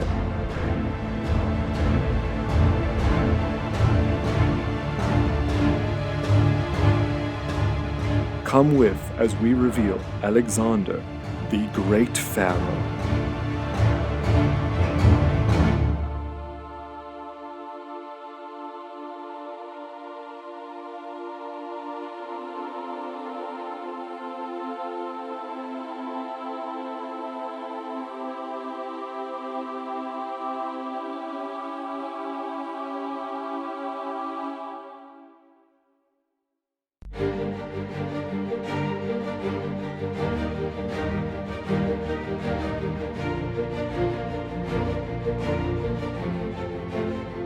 Alexander III was born as a prince of Macedonia in July 356 BC in the Greek Macedonian state of Pella. His mother was named Olympia, and his father was King Philip II. Alexander grew up being well educated by some of ancient Greece's most notable men. Apart from being very intelligent, ancient sources write that Alexander had a great love of reading and learning about many different subjects. The young prince was very determined and hardworking, At his young age, he didn't care much for frivolity. I think three people had a huge influence on Alexander: Aristotle, his father Philip, and his mother. In fact, I feel the influence of Aristotle, the most learned and celebrated philosopher of his time, cannot be underestimated. When he was appointed the tutor of the young prince, he was given the task of educating the future king. Aristotle, a polymath, taught Alexander an array of subjects, including philosophy, ethics, science, and politics. It was an education aimed at not just creating a knowledgeable ruler, but also a wise one. It's also interesting and wonderful, actually, that he instilled in Alexander a curiosity about the natural world. This is evident by Alexander's support for scientific research during his campaigns, including the cataloguing of new plant and animal species, and also the founding of the city of Alexandria, which later, under the Ptolemies, would house the famous library and also would become the cultural hub of learning and research. He was also trained as a soldier from a very young age. Although much of his life would have been comfortable being a prince, he and his family did face many challenges, particularly from the Persians, who were rapidly expanding their empire and making advances towards Greece and its province of Macedon. Philip had made alliances with many of the Persian opponents. By 337 BC, he had given refuge to several Persian noblemen. Alexander was in the court of his father by this time, as he was 20 years old. He heard firsthand many of the issues which would arise from the Persians. He valued these men's valor. King Philip then went into Asia Minor to liberate Greek settlements from the Persians. All seemed to be going well, as Philip and his 10,000 men strong army were victorious. However, when Philip returned to Macedonia, everything was about to change for Philip. In 336 BC, Philip married another noble woman named Cleopatra. Olympia was furious at this move from her husband king.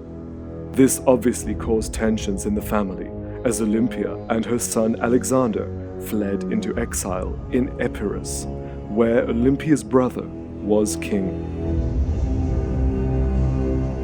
Historians are divided on what happened next, but the theory I like to believe goes as follows. A personal guard of the King Philip was working with Olympia, who wanted her son to become king of Macedon. Alexander returned to Macedonia without his mother, and then it happened. King Philip was assassinated by his guard. Olympia returned home on the night of this incident. Many believe that Olympia was behind Philip's assassination. Immediately, while Philip's body was still warm, the nobles and army proclaimed Alexander as the new king. He was 20 years old. This was the moment that Alexander would start his journey on becoming one of history's most notable figures, creating one of the biggest empires the world had ever seen.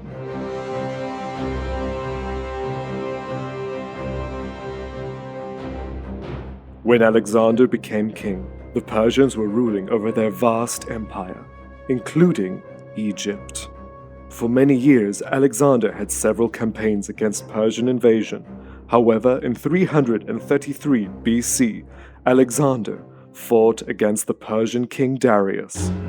This battle is known as the Battle of Issus. This is where Alexander had chased the Persian king back into Egypt. Naturally, Alexander followed Darius further south toward Egypt. Along the way, Alexander had taken control over many of the Persian-ruled cities. It was at Gaza, a city that the Persians had taken over in 332 BC. After 3 attempts, Alexander again defeated the Persians. Darius again fled, but this time went back to Persia.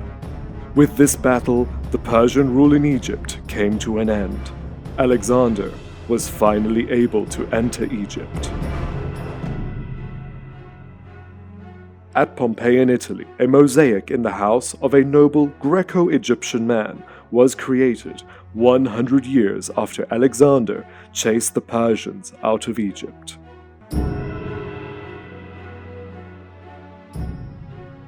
This beautiful mosaic, made from 1.5 million tiles, shows the moment Alexander the Great caused Darius to flee back to Persepolis. This mosaic has a perfect home in Pompeii, as many of the people living there did have Greek and Egyptian roots. They wanted to pay tribute to the great Alexander.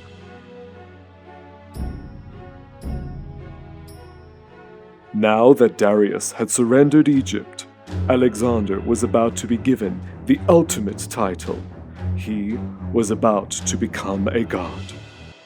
Upon entering the Egyptian border in mid-332 BC, Alexander was greeted by the Egyptian people with open arms as their liberator from the Persians. But why would the local Egyptians do this? The answers can be found in an Egyptian tomb dating back 1,400 years prior to Alexander's arrival, to around 1,700 BC. On Luxor's west bank, a tomb of the nobleman named Rekhmira shows a great relationship between Greeks and Egyptians.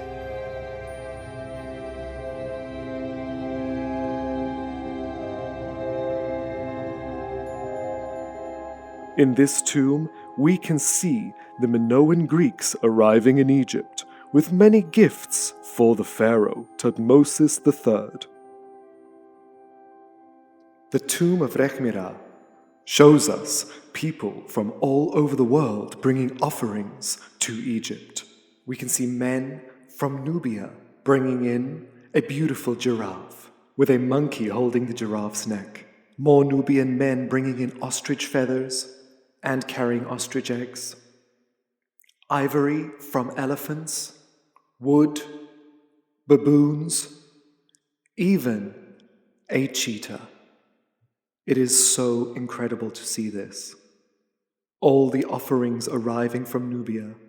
At the top, we have the people from Crete, the Greeks bringing in jewelry, gold, and vessels, and probably containing wine or even beer, presenting it to Rekhmira to count, to add into the tax breakdown for Pharaoh Tutmosis III.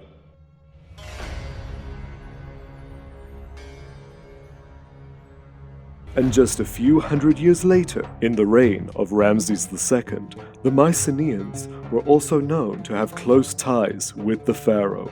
Bronze Greek armor has been found in Greece, with the cartouche of Ramses II stamped on, as they served in the Egyptian army. Even the wife and queen of Ramses, Nefertari, is known to have exchanged letters and gifts with the Greek queens.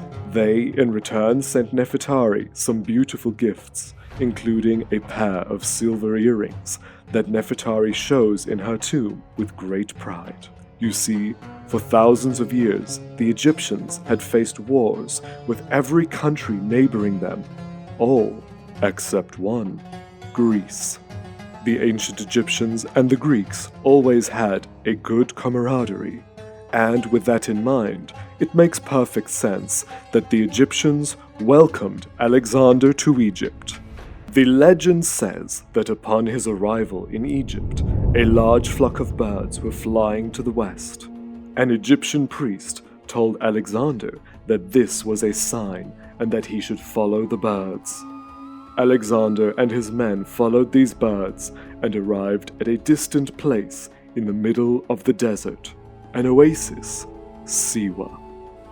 This is where Alexander's dreams would become a reality. They rode through this landscape, which has scarcely changed since then, arriving at this mount. Here was the temple of Amun that housed the oracle. The temple was built around 700 BC by Greek mercenaries who settled in the area. The temple is a unique mix of Egyptian and Greek architecture, built right at the edge of the hill.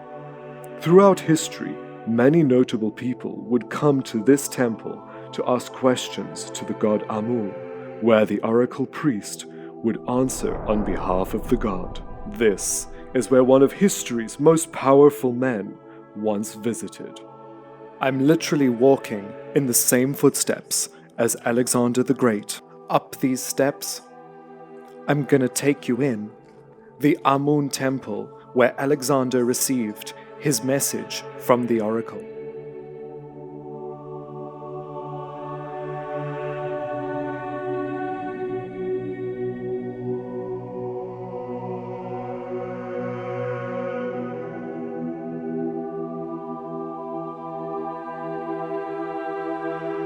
However, what happened in these hallowed halls remains somewhat of a mystery still.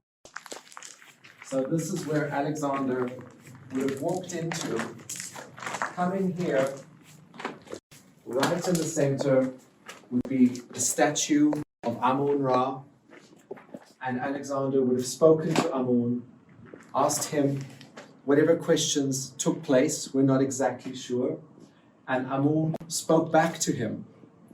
When Amun spoke back to him, he said, Alexandros, you are my son. And this legitimized Alexander's claim to becoming a pharaoh. Alexander would have left. As he left, he swept away his footprints. He was given a broom from one of the priests. He swept away his footprints and left the room. This is one version of the story. Now, there is a debate happening as to exactly how the oracle gave him this message. The oracle is, of course, a high priest that would probably take a hallucinogenic and see these visions and speak as the voice of the god. The voice would come either from above or from below. We're not exactly sure on which one of these theories is correct. In this room, I believe we would have had the statue of Amun. It makes sense. All Egyptian temples show the god in the central room. And above, there is a ledge and a window. And I believe it is that window where the oracle would have sat and spoken down. And Alexander would have heard that voice, believing it to be the voice of Amun himself.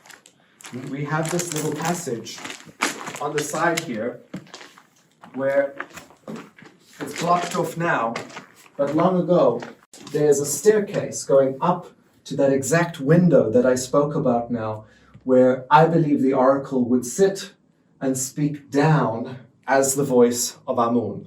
This is the one that I like to believe. This is where the oracle was in the version of the story I like. There's another version where they believe in this room, in the third room. Down here is a well with an entrance from the outside, because on the other side of this wall, it is a steep cliff on the mountain. The oracle or the high priest would come in through this doorway, go into the well, and speak up as the voice of Amun. And in this room, we have the area where the sound could come through, like a well, and through the hole here in the ground, you can see the sunlight coming through. That would connect and the sound could come through.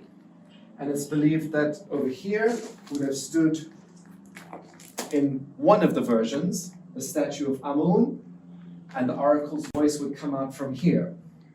So there is a debate going around as to exactly which room this took place in. I prefer the central room as it makes more sense with Egyptian beliefs. A third theory which is a combination of both, which is Alexander came into this room. There was already a carved window here.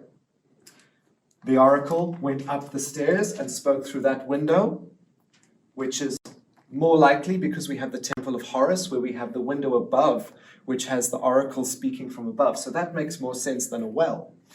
Alexander would have come and stood exactly on this block that I'm standing on now, and looked through this hole and spoke to Amun through the hole. And he would not be able to see the oracle sitting above. It's blocked off, thus creating the illusion that it is the statue of Amun speaking. And he could speak to Amun through here, because only the high priest and a pharaoh was allowed to go into the main sanctuary. And Alexander would speak to Amun through here, and this is where he received his message, on this block, standing here speaking to the god. So we're not exactly sure which version of the story to believe. I prefer the first one, where Alexander was allowed right in front of the priest. But all three of these stories are plausible.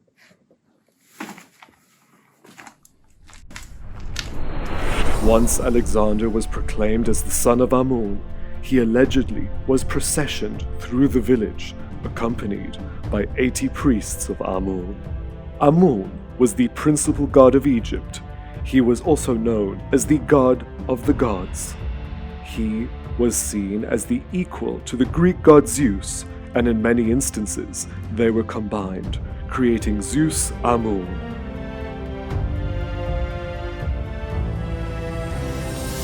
Very few images still remain in the temple, yet we can see some scenes of Amun with his wife Mut. The cartouche of Pharaoh Amasis has been found in this site, which makes even more sense being built by Greek mercenaries, as Pharaoh Amasis had sent much gold to help rebuild the burnt-down temple of Delphi in Greece. Of course, this temple is surrounded in myth. Perseus was said to have visited here before beheading Medusa, and Hercules may also have been here once. The temple and the village of Agurmi surrounding it was said to have been founded by two banished Theban priestesses, one of which went to Greece and founded the temple of Dodona.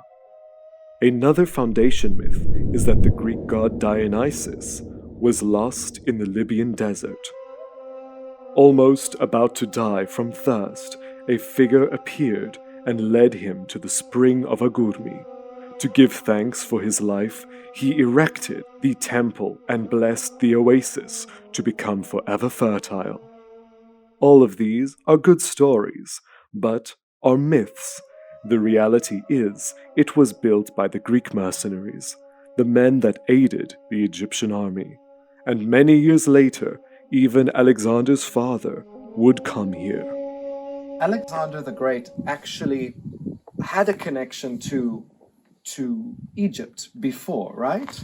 Yes, since it's Psamtik from the 26th dynasty, there's a trend of a large number of Greek, and they settled in Egypt as a mercenaries, because Psamtik used them as a mercenaries in his army. Yes. And also the relationship between Greece and Egypt, it is since very old time. Thousands of years. Thousands of years, and the trade ways also, and everything. Plus, the father of Alexander the Great, he was mercenary in Luxor. King Philip. He was mercenary in Luxor for a while, and he learned the technique, which it was since the time of Thutmose III. Yes. Make separate flanks and separate forces. So specific technique in war. He learned it, and he taught Alexander that, which he used it later to make his empire. So the Greeks and the Egyptians, they've always had this strong connection. Yes. We know from the time of Thutmose III, we can see the Greeks arriving in some of the tombs, and they're giving gifts. Yes, and also you mentioned that before. Ramses II, he has a temple there in Greece, and it's headed in Cyprus. In Cyprus, yeah. So they do a lot of respect, and we don't forget also the god Serapis, which made it by Ptolemy I to unify the Egyptian and the Greece. Exactly. Or the Greek. Exactly. Nefertari was writing letters to the Greeks. Yeah. She received gifts from the Greeks. So we have a long history of Egypt and Greece. And you know, Greece is the only country that Egypt never fought with. Never. And until now, we have good relationship. Yeah. They said falafel and coffee and everything is Yeah. Greek, and we And said it's shawarma Egyptian. and the biscuits and everything. They said it's a Greek, and we say it's Egyptians. The world it is a Greek. Exactly. So Alexander's father was a mercenary in Luxor. Yes. But was that really Alexander's father? Much myth even surrounds Alexander the Great. His mother Olympia often corresponded with her son during his campaigns. She tried to convince him that his father was not in fact Philip II, but rather that he was the son of a god.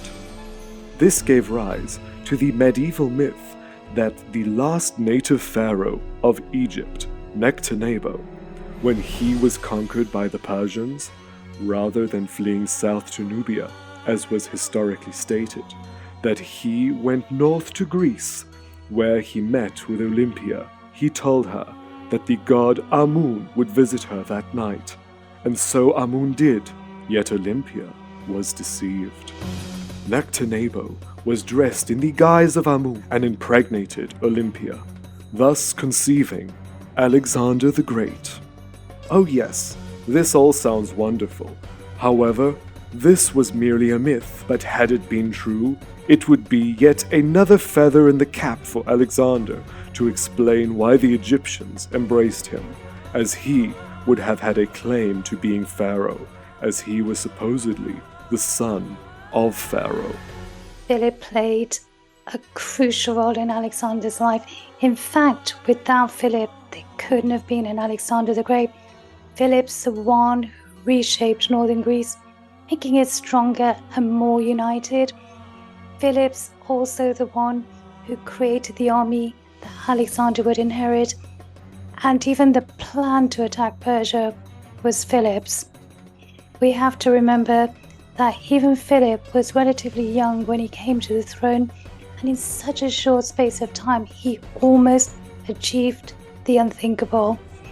It's obvious he had an influence on Alexander's life, who would go on to surpass his father's accomplishments. But his relationship with his father was sometimes distant and fractured. Alexander was much closer to his mother.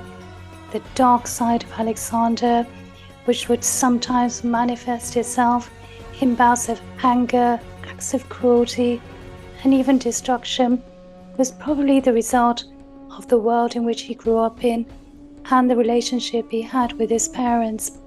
Even his mother was a strong individual who had high ambitions for her son. She's even implicated in the assassination of Philip. Whether or not this is true, after Alexander's father was killed, Alexander would leave and go on to conquer the world and never return to see his mother again. In fact, at no point does he call for his mother or even show the desire to see his mother again. All their communication would be through letters back and forth. Alexander the Great, he wanted to prove to the Egyptians and to all the world that he is not only human, he's a son of God. So it will help him later when he make his empire, and it will help also his mission in Egypt to control them like the native pharaohs, sons of the gods. Alexander left Siwa as the son of God. He ventured on and arrived in Memphis. The news had spread of the visit to Siwa. Alexander was then crowned as Pharaoh of all Egypt, gracing him with the red and white crowns and placing his name in a royal cartouche. Here at Memphis, Alexander gave many offerings to the god Ptah, the chief regional god of Memphis. Being Pharaoh, Alexander became even more powerful. The army of Egypt would be at his disposal, and the wealth of Egypt would help him to expand his empire. After his coronation in Memphis, Alexander went south to visit the home of his spiritual father Amun. He visited the great temple of Amun at Karnak. Now Pharaoh, he was allowed into the inner sanctuary, where a small golden statue of Amun rested in a shrine. Alexander would have come here and performed a ceremony reserved only for the pharaoh and the high priests. The inner sanctuary at Karnak Temple, dedicated to Amun-Ra. Right in the center, we have this plinth where the statue of the god Amun would be placed. The boat would be placed here as well. Every morning the priests would come in, open the doors, and adorn the statue of Amun-Ra with oils, makeup, leave offerings, and before they left they would sweep their footprints away, leaving the house of the god in immaculate state. This, right here, was the center of ancient Egypt.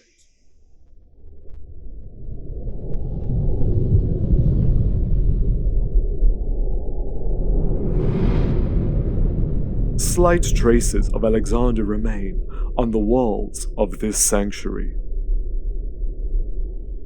In the grounds of Karnak, a large statue depicting Alexander would be erected. He wears the Egyptian Nemes headdress, yet appears as a Greek, with his hair poking through the band and his neck slightly tilted to one side, a characteristic from all depictions of Alexander. The newly crowned foreign pharaoh would then visit the Ipet-Reset Temple, the southern sanctuary, now known as Luxor Temple. At Luxor Temple, Alexander commissioned the inner sanctuary to be extended. He had a new shrine built in the existing sanctuary, where he showed himself giving many offerings to Amun, wearing various crowns of Egypt, like the blue Kepresh war crown. We can see Alexander and Amun-Min.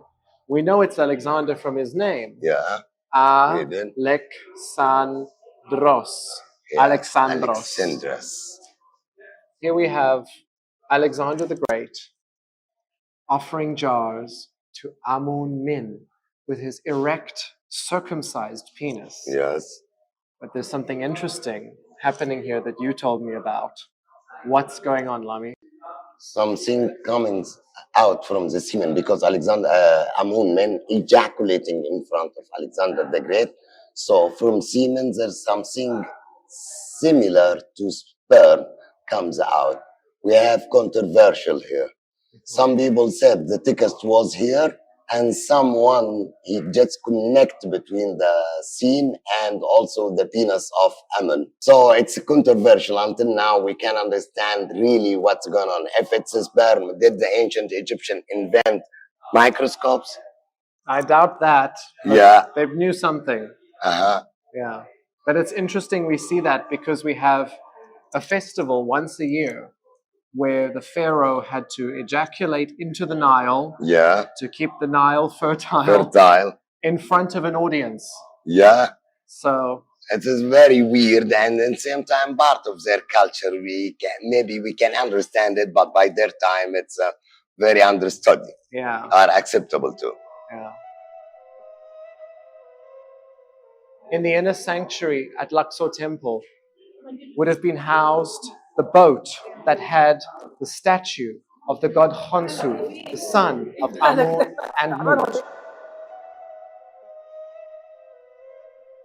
The boat for Khonsu had the head of a ram, a symbol for the son of Amun. And once a year, the boat would be taken out and brought to Karnak Temple down the Avenue of Sphinxes. Alexander the Great here he wear the crown of south, and there he wear the crown of north. And behind him, the provinces of ancient Egypt in south. Above each one of them, the name of the province. So here we have like Itfu, and here we have a female, the only exception here. Do you know why? Because she is Luxor, Waset. He wanted to recognize Luxor and make Luxor like distinguished. That's why he made it as a lady. A pharaoh was seen as the reincarnation of Horus, and thus Alexander's wish had come true. He was a god. Being the son of Amun, too, meant he was a god on earth. It would have been here in Luxor where Alexander saw the power of the pharaohs. Amongst them was Ramses II.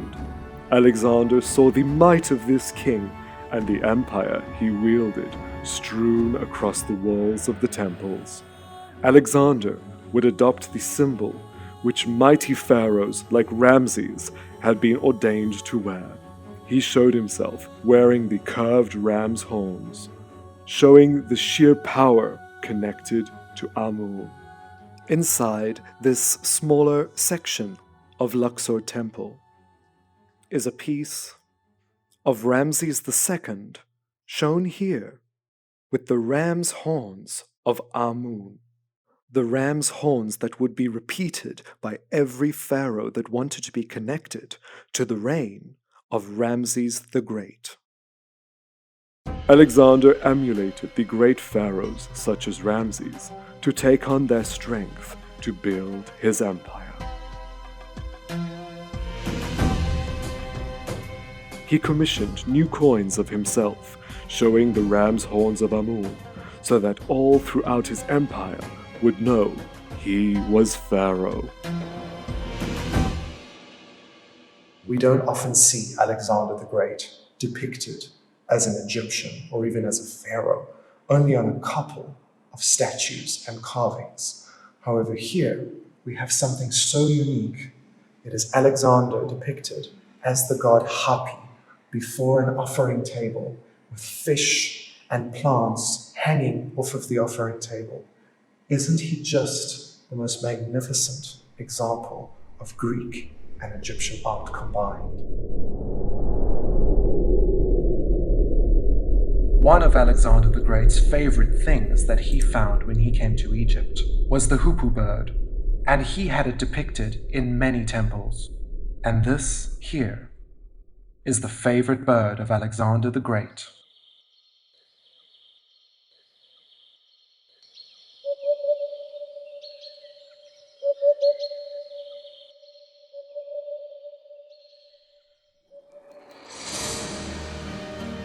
Alexander then went up north to the Nile Delta and visited the ancient city of Bubastis. In this city, many artifacts pertaining to Alexander were found, like thousands of silver coins, and a terracotta statue showing Alexander as the god Hercules, showing he had a presence in the city. Alexander was not pleased with the taxation system in Egypt, and installed new laws implementing the Greek tax systems. Thus, he would make sure that the tributes given would not be misused by any of the priests. In 332 BC, Semitawi saw the liberation of Egypt from the Persians by Alexander the Great. This stela was discovered in Pompeii, Italy. It was written by the Egyptian officialman named Semitawi of his accounts of when Alexander expelled the Persians from Egypt. This is the stela of Semitawi. After Alexander the Great left his short stay in Egypt, however, he remained pharaoh.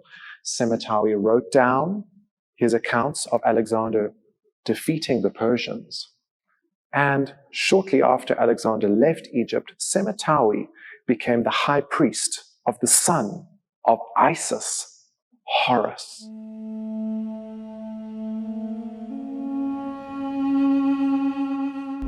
Alexander set his sights north. He arrived at the Egyptian Mediterranean Sea. There, he is said to have taken birdseed and drawn out a city plan on the ground, thus founding what would become the most powerful city, not only in Egypt, but most of the known world, Alexandria. Alexander would found over 20 cities named after himself. Yet, the Egyptian Alexandria would be the most important and prosperous of all. The great Alexander did not stay in Egypt long. After around 6 months, he left Egypt in 331 BC, setting his sights to finally defeat Darius and the Persians. After conquering Darius, walking through the gates of Ishtar, Alexander was now also the king of Persia. Alexander went on to conquer as far as India. Alexander was born great, he achieved greatness, and he had greatness thrust upon him. Decisions made by leaders can have a profound effect on the course of history, and Alexander and his father Philip provide the clearest example of this. In less than 4 decades, Greece would be dominated, Persia, the superpower of the time, would be attacked and defeated, and several other regions would be humbled. Alexander almost achieved global dominance. He went as far as the Hindu Kush and what is now Pakistan. In fact, his presence can still be felt in Pakistan. The wonderful Kalash people who live in the region of Chitral claim to be the descendants of Alexander's army. Their traditions, culture, and religious practices are so unique and different from the rest of the region. But what shaped Alexander to become this formidable opponent on the battleground and an unconventional figure with a great mind, charisma, and determination? He remained the Pharaoh of Egypt for 10 years, yet something would happen to Alexander that he could not conquer. He arrived back in Babylon in June 323 BC. Alexander died. We do not know the exact cause of his death, other than it being mentioned that he had a fever. His death would now cause a fierce power battle between Alexander's court as to who would rule the empire.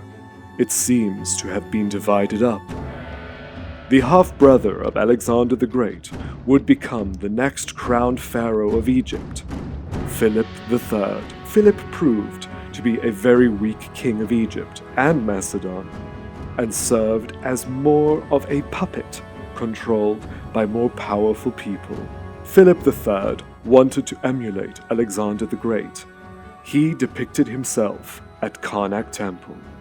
On the outside of Amun's inner shrine are many images of Pharaoh Philip. He is shown being crowned by Amun. And other scenes show Alexander's half-brother giving offerings to the gods. Here he is, Philip II. We can see his name up there. P, which is the box, L-I-P, Philip. He was trying to show to the Egyptian people that he was worthy of this title, the same way Alexander was, being seen directly with the gods in the most important temple in all of Egypt. A few months after Philip III was named as pharaoh in 322 BC, Roxanne, one of the wives of Alexander, gave birth to a son named Alexander IV. This young son of Alexander was then also named as Pharaoh of Egypt and King of Macedon, therefore co-ruling with Philip III. But Alexander IV was only an infant. He was used just as much as Philip was by other people to make their claims of the empire. Though all this time Olympia was not pleased with the son of her dead husband and his other wife being the king of Macedon and Egypt. Olympia returned from exile to Macedonia. Alexander's men refused to kill the woman who bore the most incredible man they had known. However, she conspired against them all, having many of the commanders' families killed, and eventually, in 317 BC, Olympia had Philip III murdered.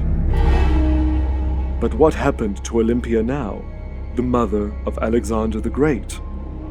The loyal followers of Alexander did not want to kill her. However, they decided that if they got someone else to kill her, it would be acceptable. In 316 BC, Cassander ordered the families of those that Olympia had murdered to commit a violent act. They stoned Olympia to death. In 309 BC, Alexander the Great's son was executed before turning 14 years old, the age at which a Macedonian boy could fully rule. There is a second son of Alexander the Great. However, many debate him as being illegitimate, as many of the Greek and Macedonians refused him as Alexander the Great's son from a mistress. But to be sure, they murdered Heracles, the supposed illegitimate son of Alexander the Great. Thus, the entire line of Alexander's family were now gone. Many years of civil war would break out between the rulers of Alexander's empire. Through many events, an army general and supposed cousin of Alexander from Olympia's side, named Ptolemy, would become full reigning pharaoh of Egypt. And he would create a long dynasty of Ptolemaic rulers, ending with the final Greek ruler of Egypt, Cleopatra. This is not the end of Alexander's story, though. For millennia, there has been a debate about where the great conqueror had been buried. For you see, holding Alexander's body would have some sort of threshold over the empire. Alexander had been buried in Egyptian style, as this was the religion that he was leaning toward the most. Ptolemy I is said to have moved Alexander's body a few times, leaving Egyptologists, archaeologists, and historians with a real mystery on their hands.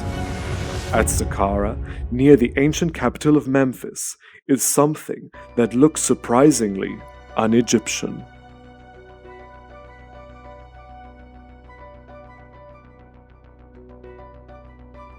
In Saqqara, we find an intriguing semicircle of statues that seem somewhat out of place.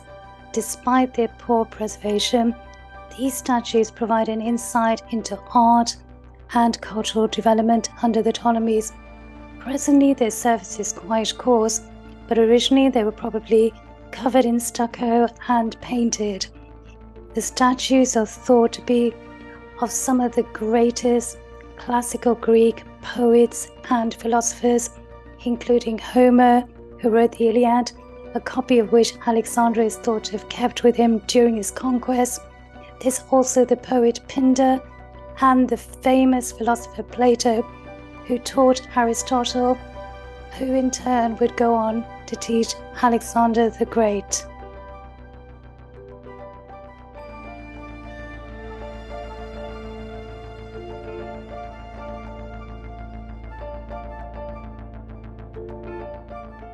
Alexander has done so much in his lifetime, yet for me, Alexander will always be one of my favorite pharaohs.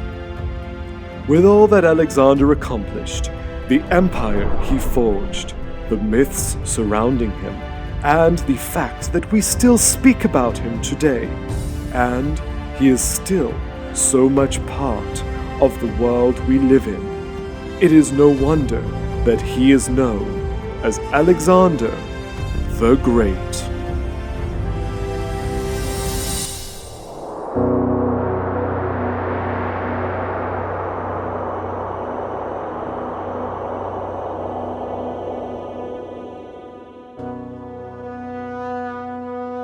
This is Cleopatra, a pharaoh, ruler of Egypt.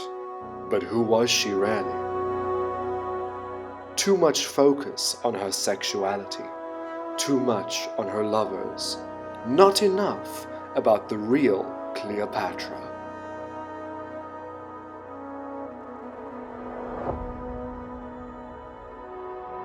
Coming to Berlin in Germany, we can come face to face with this mysterious woman. Here at the Altes Museum in Berlin, in Germany, they have some of the most amazing Greek art, and they have something that I've really been looking forward to see, a bust believed to be Cleopatra. There is so much myth around her. Cleopatra's story has changed and evolved over the years, so much that we get lost when looking for the real facts surrounding her. What we're looking at here is a statue from a private villa in Rome, and this is a bust Believed to be Cleopatra, Cleopatra VII, the final pharaoh of Egypt. She is identified as Cleopatra because she was discovered next to a statue of Julius Caesar. She does resemble the images we have of Cleopatra on coin form. And what's interesting, the images of Cleopatra on the coin form show her wearing this band across her head, the waved hair on the side, and a little bun at the back of her neck. So this very well could be the face of the Cleopatra. A woman who tried to save Egypt, a political figure, and an incredibly tactile ruler.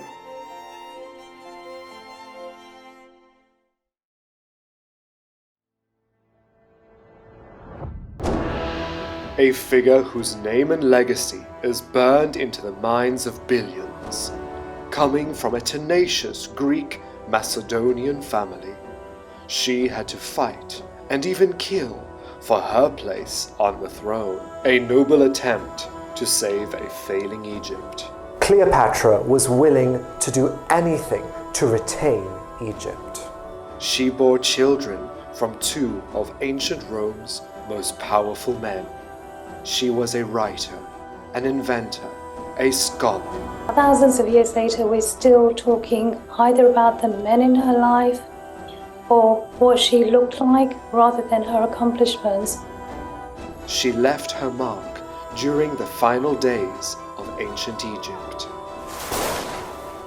The seventh queen in her family to be named Cleopatra. Let us see if Cleopatra was black or not. Her story has been warped so much throughout history, from biased opinions to praise. Yet, who was she really? The heir to the throne had to be of pure Macedonian Greek blood. Keep her dignity protected. Everyone thinks they know her. Everyone has a different opinion, but most of those are modern, based on films and misinformed playwrights. This is the reason why I've been searching for Cleopatra's tomb. I believe she deserved to be found. How much do we really know about the true Cleopatra?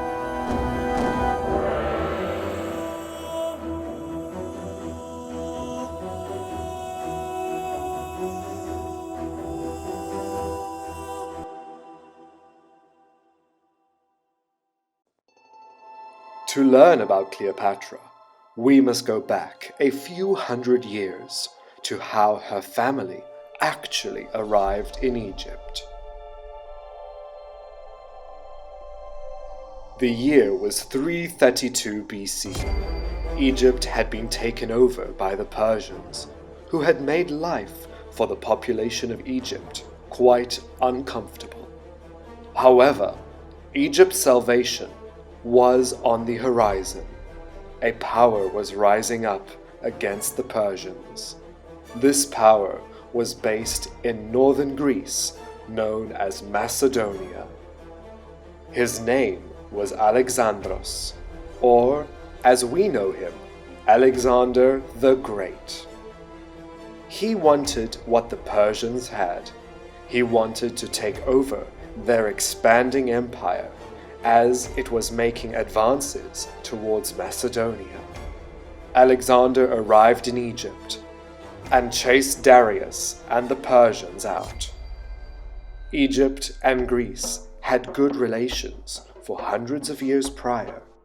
Ramses II and Nefertari had good ties to Greece, though one Egyptian pharaoh in particular, named Amasis in Greek, or Ahmos II, who reigned around 550 BC, had made allies even more with regions of Greece, and even sent 1,000 talents of gold to help rebuild the Temple of Delphi after it was burned down. He also married a Greek princess, Landice. It is thought that it is these good relations between the two countries that was the reason why the Egyptians welcomed the Macedonian Greek Alexander into Egypt with open arms, uncontested. He was then crowned pharaoh and named as the son of the god Amun. However, some suggest that a mythical tale imagined in around 150 BC tells us that the last Egyptian-born pharaoh, Nectanebo, had not fled south from the Persian invaders, but rather north into Greece, where he disguised himself as the god Amun and impregnated the mother of Alexander, thus conceiving Alexander the Great. This story is merely a myth and holds no historic merit, though some say that it was because of this tale that the Egyptians welcomed Alexander.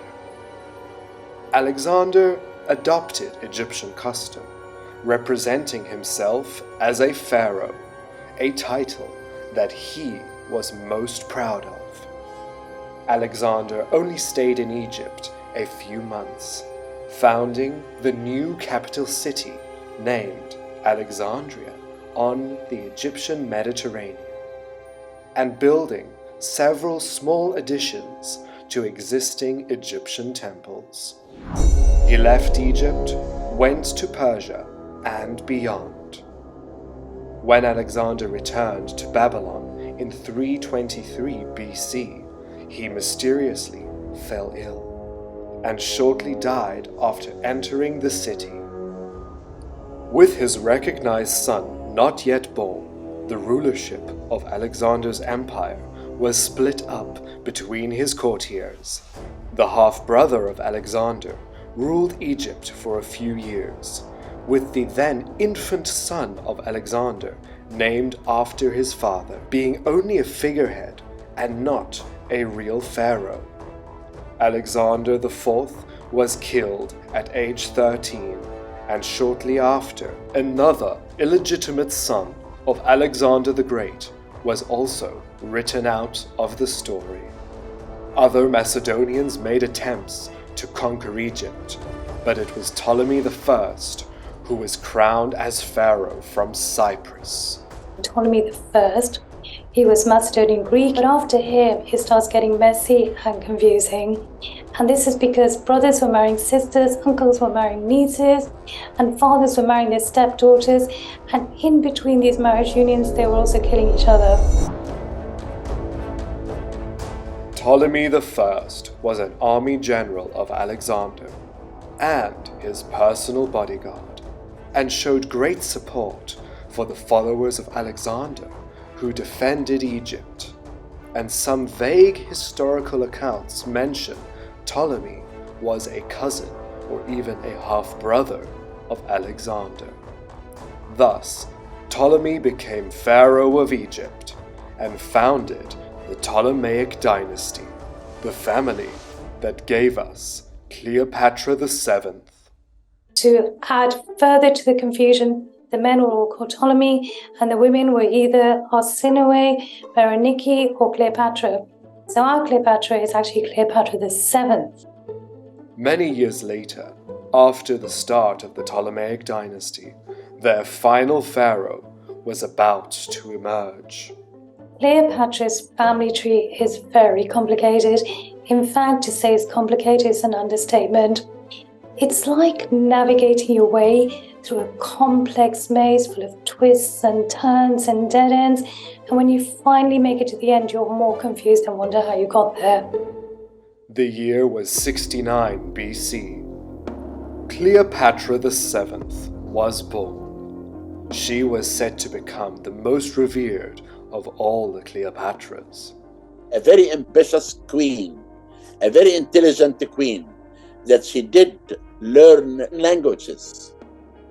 Was amazing. In that time, only men can go to study.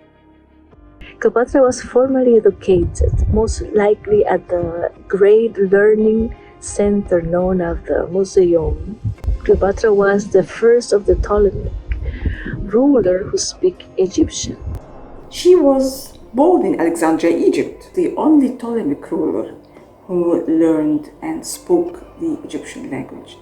So for me, in a way or another, she was an Egyptian queen. To me, as an Egyptian, this is how I see Cleopatra. Cleopatra, she was a unique person, and she wrote the hieroglyphs, by the way.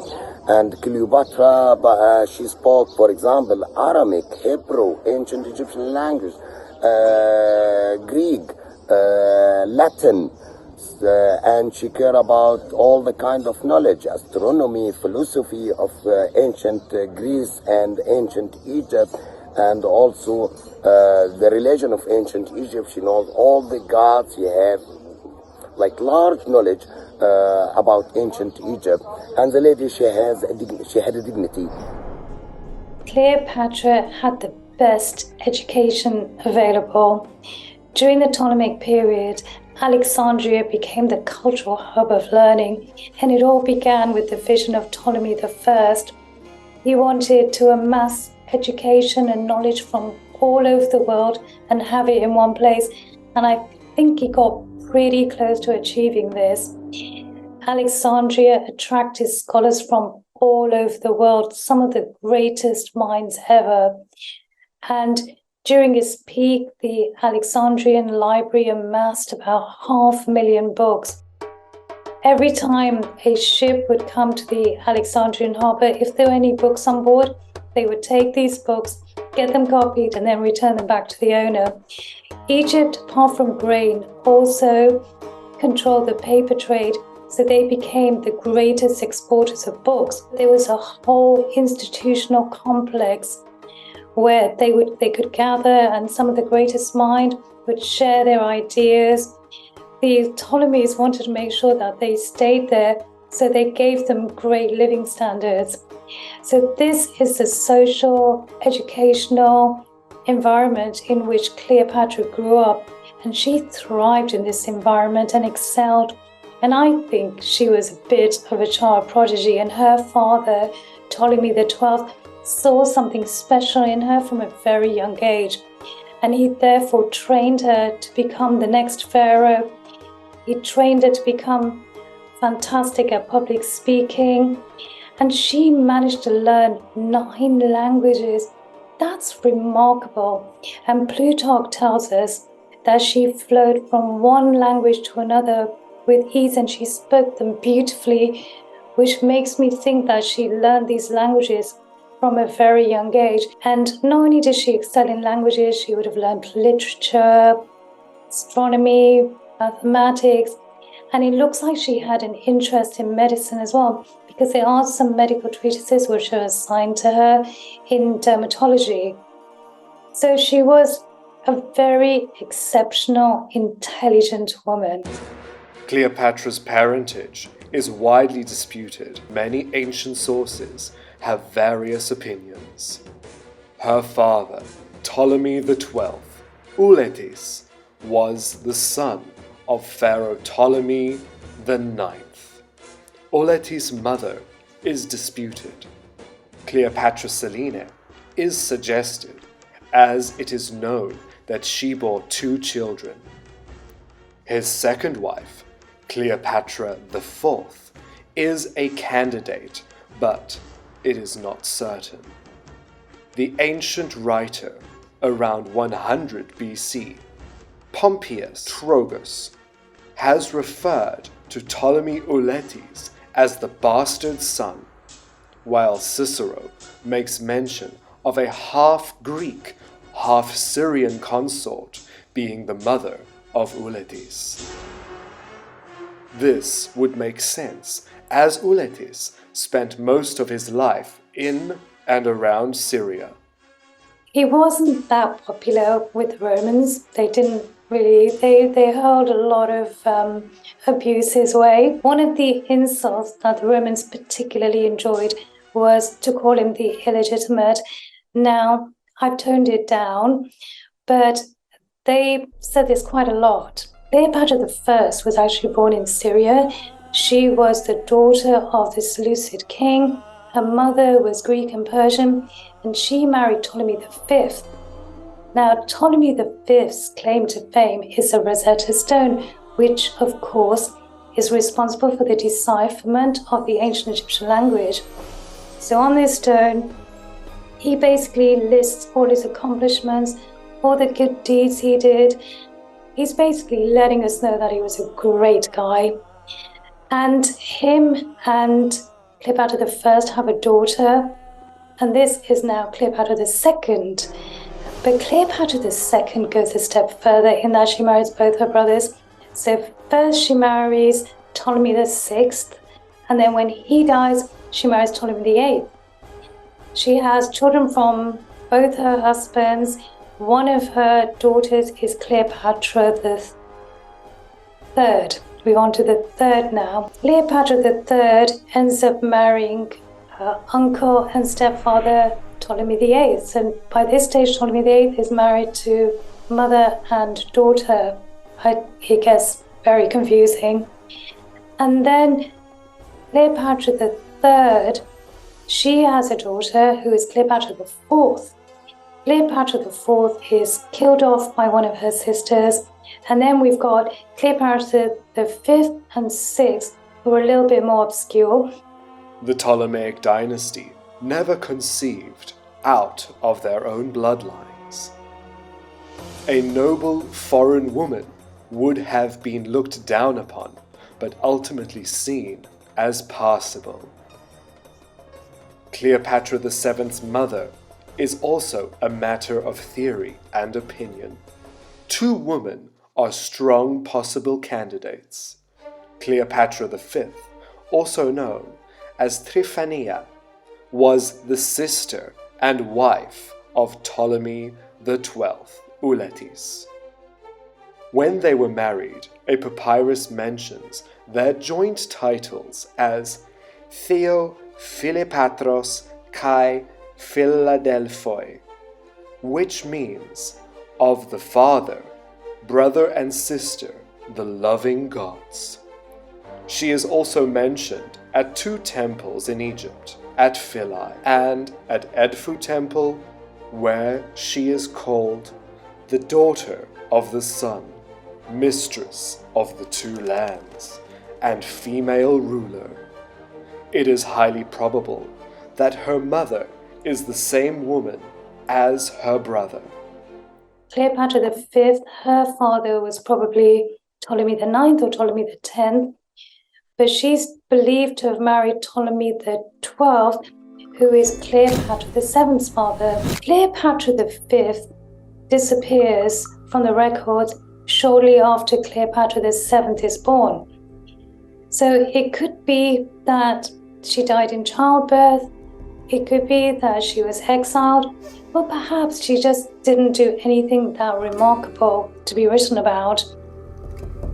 In 305 AD, the philosopher Porphyry talks about Cleopatra V dying in 69 BC during childbirth. This would have been the birth of Cleopatra VII. He goes on to mention that a daughter sharing the same name went on as co-regent while the father of the great Cleopatra was exiled to Rome. Strabo's account contradicts this, saying that Cleopatra V was the one who co-ruled with her daughter Berenice, while Ptolemy was exiled to Rome. Other texts suggest Cleopatra as having a half-Greek, half-Egyptian mother, who was a priestess of Ptah. Others suggest her mother was a half-Greek, half-Syrian woman that her father had known. Neither of these two women can be confirmed to having ever existed. Do you think that it would have been okay for them to have concubines because they were so focused on keeping the bloodline within the family? The inbreeding was off the hook. I mean, Tutankhamun was also a victim of Completely inbreeding. Do you think they were allowed to have concubines? No, I'm not aware of it, and what I am aware of is that always the heir to the throne had to be of pure Macedonian Greek blood. Yeah. So even if they had concubines on the side, the children of these concubines probably got nowhere in life. If her mother was an Alexandrian priestess, I don't think Cleopatra would have had the access to the throne. The Syrian mother theory holds more bounds, since this is where Cleopatra fled to after conflicts with her brother. Yet the candidate of the wife of Ptolemy Auletes, known as Cleopatra V, is more likely considering the amount of inbreeding to keep the bloodlines pure. So if Cleopatra was illegitimate, the Romans would have been shouting this from the rooftops, because the Romans that are responsible for her history are Romans that either detested her or had their own biases or their own agenda. And there isn't a single writer that says she was illegitimate, which means that she must have been born to Ptolemy XII's wife. So the only wife that we really know of is Cleopatra V. If her mother had died in childbirth, then why should there be any mention of her? If her mother did oust her father and herself to Rome, why would there be any mention of her as a disgraced member of the family who turned on her own relations, as was a custom of the Ptolemaic rulers? Let us see if Cleopatra was black or not. The big question. You know what I'm going to say? First of all, I am not against the black at all. But I would like to give facts about Cleopatra. Because look at the Macedonian queens and Macedonian princesses. There is no one who was really black. At the same time, look at all the statues that was made for Cleopatra. At least I know about 2 statues for Cleopatra. And all the coins that I discovered inside with Kathleen Martinez, the temple of Botosiris Magna, it does not show at all that Cleopatra was black. And I want to come to a very important point. It is not good to change history. It is not good to make a false history. Again, I am not against the black at all. If Egypt history was black, I will say that. But let us see if anyone will come and look at the scenes that shown on the temples of the New Kingdom and the Old Kingdom and the Middle Kingdom. You always see the king smiting the enemies of Egypt. And the enemies of Egypt were actually Asiatics, African, and Libyan. Then you have 5 people in front of him. If you look at the face of the king and the face of the other enemies of Egypt, there is no one can say that the Egyptians were black at all. showed themselves as unique, as Egyptians. The Egyptians were unique and they were different. We know in Dynasty 25, we know that Cush and Nepta ruled Egypt. And we have the first king who came was Banchi and Taharka and others. Then the black kings came to rule Egypt in the late period. They did not have anything to do with this great civilization, such as building tombs and temples and pyramids. If you look at the Meroitic pyramids that built in Sudan, it's not like the great pyramids that built in Egypt. Then we have to know that the black civilization, its origin was in Sudan and Nubia. And I would like to mention here, there is some people who tried to show that the origin of Egyptian is black. For example, we have two people from Brazilian came to the Civilization Museum and they took a photograph of a skeleton that was found in a small village near Sohag in Upper Egypt.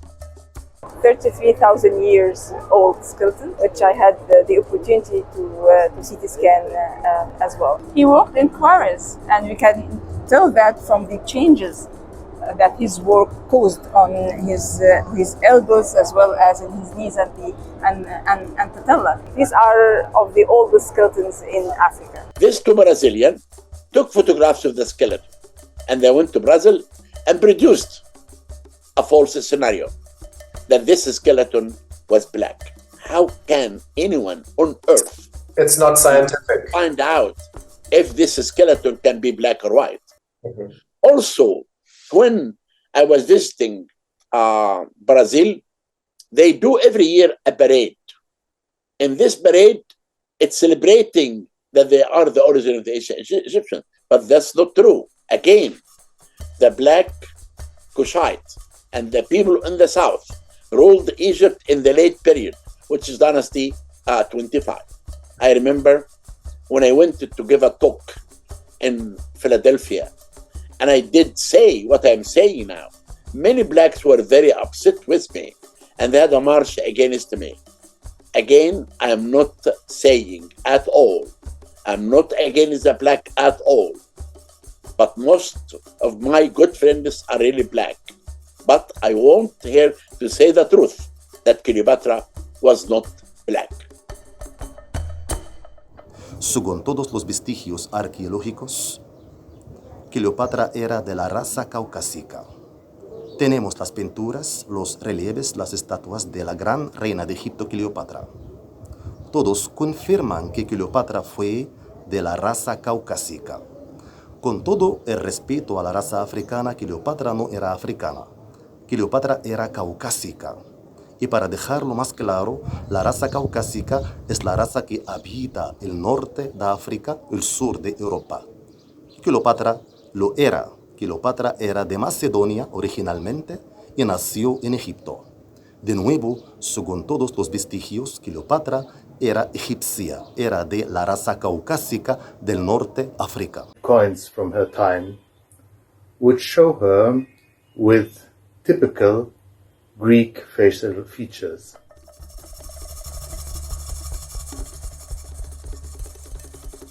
There is a debate over who her mother was. Her mother might have been an Egyptian priestess from Alexandria. Here is where the debate comes. Ancient Egyptian does not necessarily mean black. Ancient Egyptian society was a multiracial society, the same way it is today. We are a multiracial society. Excluding Egyptians that are not of a darker skin tone from their heritage is not okay. And Africa is a huge continent. Africa is not only black. I'm Egyptian. I'm quite dark, but I have cousins and family members that look like you. They have colored eyes and they're white and they're still Egyptian. If we look at the Fayum portraits, for instance, the Fayum portraits for a long time, they were thought to belong to Greek inhabitants of Egypt. But recently they did DNA tests on the mummies where these portraits were placed on, and they all turned out to be Egyptian. And Egyptians came in all shapes shades and in all colors, from very dark to very light. And Africa comes in all shades and all colors. Culturally appropriating a civilization or a culture to a certain specific skin color is not acceptable. But they're still African. I'm still African. You are still African, Curtis, because you're South African. Egyptians that are of pale skin are still African. Africa is inclusive. Africa is all of us.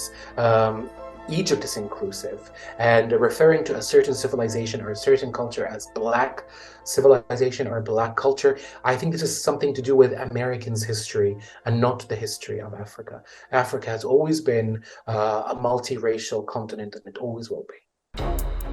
Uletis, who was living in Syria before being recalled back to Egypt and named as Pharaoh, then faced the threat of Roman invasion.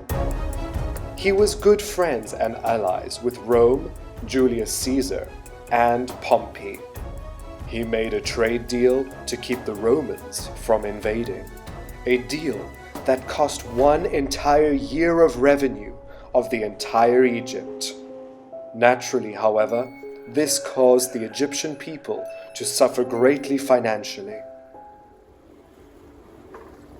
He was then exiled to Rome, taking his daughters, Cleopatra VII and Arsinoe, with him.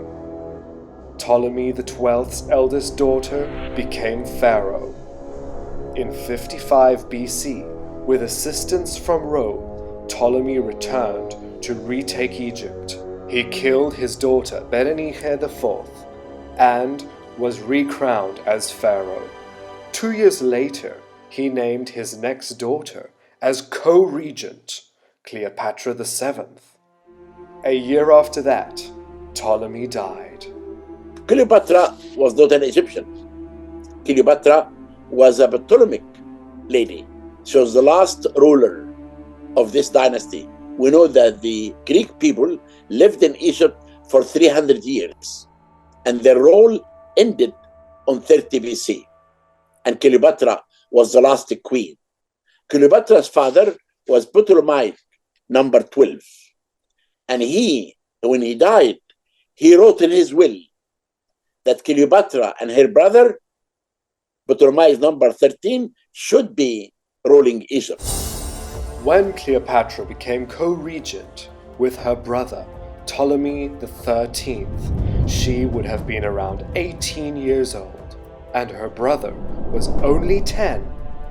She took up the role as dominant ruler, since her brother was way too young to make decisions. We have seen this happen 1,400 years before, during the 18th dynasty, where Hatshepsut took up the role of pharaoh, since her stepson, Tutmosis, was too young to rule. This was nothing uncommon in Egyptian history. Do you think she had an easy upbringing living with the Ptolemies? No,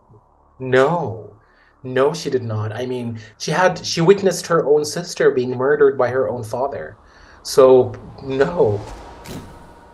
After her father's death, Cleopatra took over an unstable country. She established her own political agenda and strengthened Egypt's economy, producing a wealthy kingdom. Cleopatra was an acute political leader, as well as being a charismatic, brave, and capable ruler for 20 years. Cleopatra began attempts to revitalize Egypt's economy, changing the taxation laws for grain and various other agricultural reforms. She also proceeded forward with the construction of the largest temple at the site of Dendera, on a temple that her father was not able to complete. Dendera Temple is the only intact temple of Cleopatra that we can marvel on today. The most decorated ceiling in all of ancient Egypt is here at Dendera. With the interior painted in a vivid turquoise color, The terraced temple is gloriously decorated and dedicated to the goddess of love and beauty, Hathor. Then, an event occurred that would win over the displeased Egyptian population. The sacred bull in the temple at Hermothis, near Thebes, had died. Cleopatra sailed down from Alexandria to Hermothis with a replacement bull. This event was commemorated on a stela where we see Cleopatra dressed as a male pharaoh, and she is seen giving offerings to the bull. Another stela was erected in Fayum by priests, showing Cleopatra dressed in male attire offering to the goddess Isis, a sign that the Egyptians were connecting Cleopatra to Isis more closely. It seems these types of happenings angered Cleopatra's brother and his advisors, and only after 1 year of co-rulership, Cleopatra is tumultuously chased out of Egypt and fled to Syria. Ptolemy XIII then became a full pharaoh at the age of 12. While living in Syria, Cleopatra garnered up many supporters, and 2 years later, with her new army, she returned to Egypt to attempt to take back the throne. The plan was flawed. However, the gods were in her favor. General Pompey had fled to Egypt. Julius Caesar followed. Pompey was killed, and Caesar was able to wager some sort of peace between Cleopatra and her brother Ptolemy XIII.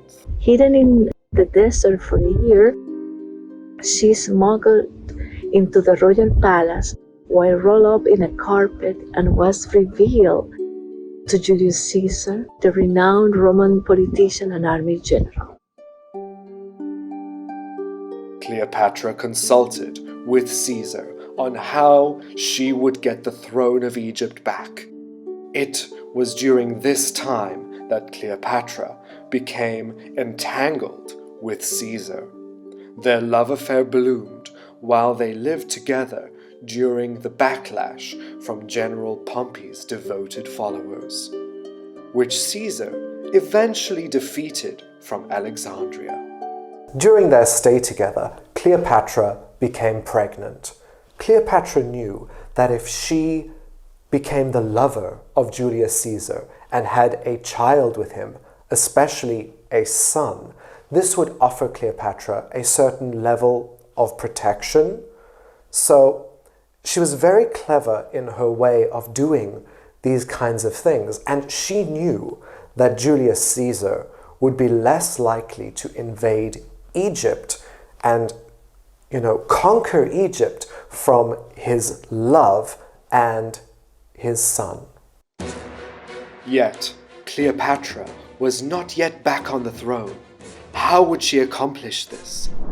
Her sister, who has claimed herself as pharaoh alongside Ptolemy XIII, tried to besiege Caesar and Cleopatra. She did manage to regain some power and killed the army general, and instated herself as first in command of Egypt, an act that offended Caesar and Cleopatra. Caesar, seeking revenge, assisted Cleopatra in killing Ptolemy XIII. It is written that he simply drowned in the Nile, which at that time is simple code for he died. Cleopatra was willing to do anything to retain Egypt. Caesar did have certain ultimatums for Cleopatra. She was to ceremonially marry her next brother, Ptolemy XIV, who was around 11 years old, but she still retained royal power. This way, there was still a male figurehead, as Romans valued males more. Cleopatra was also ordered to pay more tributes to Rome for allowing her family to remain on the throne. After agreeing, she was re-pharaohed. A son was born, Caesarion. Cleopatra then invited Caesar on a cruise down the Nile, where she showed off the beauty of her country and escorted him around Dendera Temple. This would have been where Cleopatra showed off a special scene at the back wall of the temple she was commissioning. The most famous scene of Cleopatra that's shown at the entrance of the temple of Dendera, the temple of goddess Hathor, goddess of beauty and love, it shows her with her son.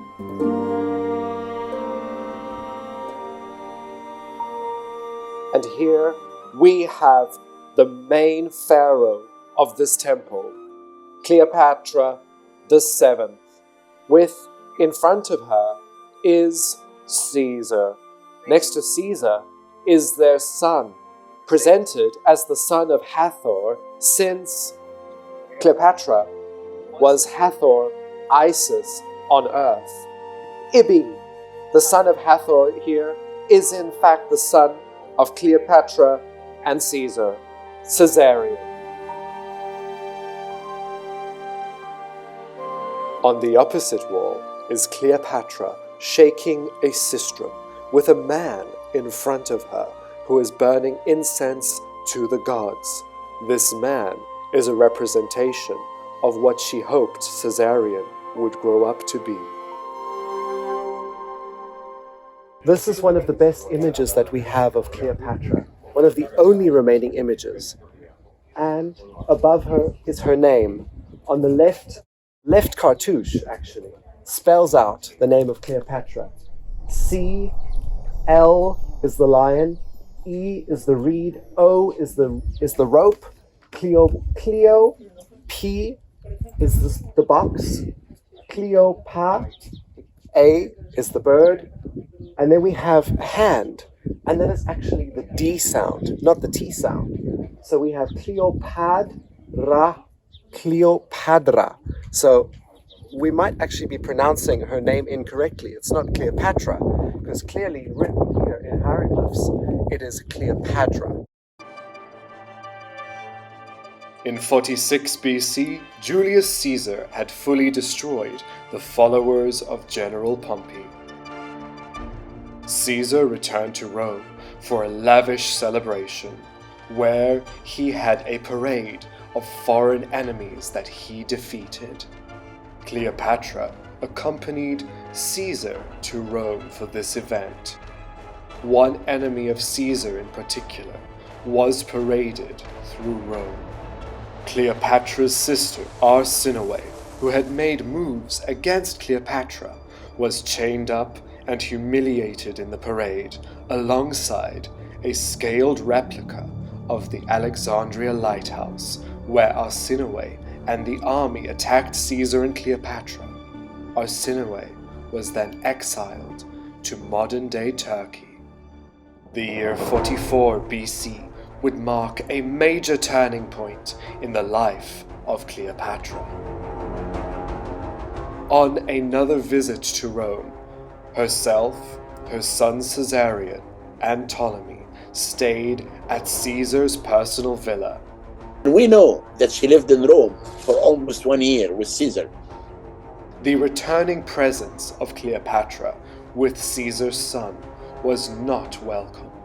When Cleopatra arrived in Rome, how do you think she was received in Rome? We know that there was some sort of a big parade happening at her arrival, and there is a letter from a bystander. He said that he'd never seen dotted camels in his life before, and by dotted camels he meant giraffes. So she had giraffes in her parade. So it must have been quite a circus, really. I don't think she was well received by the Senate. That's for sure, and I don't think she was well received by Julius Caesar's wife either. At the villa, Cleopatra meets the writer Cicero, who had nothing but bad things to say about the Egyptian female pharaoh. Cicero called Cleopatra arrogant And this is where we first hear him name Cleopatra as Caesar's Egyptian whore. The ancient Roman writers really did not like Cleopatra that much. And it's understandable if we think about the times that she was living in. Rome valued men way more than women. So by calling Cleopatra the Egyptian whore, it is an insult to her. They saw Cleopatra as a threat, and that is why they wrote such bad things about her, because they couldn't believe that a woman was in charge of such a rich and abundant country such as Egypt. And so the only way they could justify this was by calling her Caesar's Egyptian whore, the woman that got Caesar to allow her to retain Egypt. So that's really where we get this misconception. Cleopatra had 2 boyfriends in her entire lifetime. How does that make her a whore? On this visit, Caesar goes as far as to erect a statue of Cleopatra in the Temple of Venus, portraying the queen connected to the Egyptian goddess Isis as Venus herself. Cleopatra is one of the most intriguing historical figures, but sadly her story is one that is written by men, and men that despised her or had their own biases that shaped their narrative of her. She was, after all, considered an enemy of Rome, and those writing about her lived in an empire that was founded on her defeat. So we're left with convoluted versions of who she actually was. It's interesting that her life is depicted to center on 2 very powerful men. But I'm more interested in the gaps where these 2 men are not in her life. Was her story there? Because she was so much more than these 2 men. If we read between the lines, we get glimpses of admiration for her intelligence, her magnetic personality and her charm. That's the part of her life that I'm more interested in. And it's also interesting that even in the modern era, the focus has shifted a lot back onto her looks. What did she look like? Was she beautiful? And in the age of social media and filtered images, what's considered beautiful, the bar's been set so high that it's become unachievable. So I find it really interesting that thousands of years later, we're still talking either about the men in her life or what she looked like rather than her accomplishments. So if we look at writers such as Dio, for example, who was writing in the 3rd century AD, he describes her as stunning in the prime of her youth. So he's ageist as well. And even when he's describing Antony's funeral, again, he's talking about what she looked like. And then we've got Octavian, who in his propaganda describes her as a beautiful witch who cast a spell on Antony, taking away any form of responsibility from Antony. Even the same with Caesar, she's described as using her looks against him.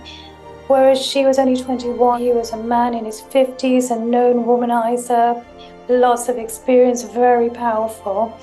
So it's interesting that all the blame shifts to her. I want to hear the other story of Cleopatra. I want to read between the lines and know more about her, her academia, the languages she spoke. I want to know more about that part of Cleopatra. It was on this fateful visit that Julius Caesar was assassinated on March 15, 44 BC. Cleopatra, who thought that her son Caesarion would be the successor to Julius, stayed in Rome under protection for 1 more month. The minute she discovered that Julius's cousin was named in his will as successor, Cleopatra, Caesarion, and Ptolemy XIV fled back to Alexandria in Egypt. Not to be outwitted, Cleopatra, shortly after returning home, knew that her then teenaged brother would try to take full control of Egypt and herself. as was the custom of this complicated family. She poisoned her brother with aconitum, or, as we know it, wolfsbane. Cleopatra, being astute in alchemy and medicines, would have known that lacing food or drink with the root of wolfsbane would have caused her brother a fast death. Cleopatra and her physician had experimented on criminals with poisons. So she knew that the wolfsbane would make her brother's tongue swell, his throat close, and paralyze him. He would not be able to call out for help, and there would be no trace of bodily harm. Upon her brother's death, she declared herself and her infant son, Caesarion, as co-rulers over all Egypt. During this time, Cleopatra began to take on the role as reincarnated Isis even more seriously. She had the giant image of Isis carved onto the main pylon at Philae Temple. But in actual fact, the woman standing behind Horus, shown with a fuller face, fuller body, is actually Cleopatra the Seventh. In accordance with Egyptian mythology, Cleopatra was born of goddess. She was believed to be the human incarnation of Isis, the most powerful female deity of ancient Egypt. The goddess Isis was worshipped by the Greeks and by the Romans as well. Her cult spread throughout the Mediterranean. And here we have the Isis goddess shown as a Greek woman with an Egyptian headdress. The heir of Julius Caesar was a young, unwell boy, Octavian, and thus another Roman was set in charge of the provinces of Rome. He was Mark Antony. Very soon after Cleopatra's return to Alexandria, Octavian had asked Cleopatra to send aid for his war against the assassins of Caesar. Cleopatra, in turn, not wanting to cause issue with Rome, accompanied a fleet of her ships and soldiers to Greece, but arrived too late to assist in the fighting. I really believe that Cleopatra tried to have Octavius on her side.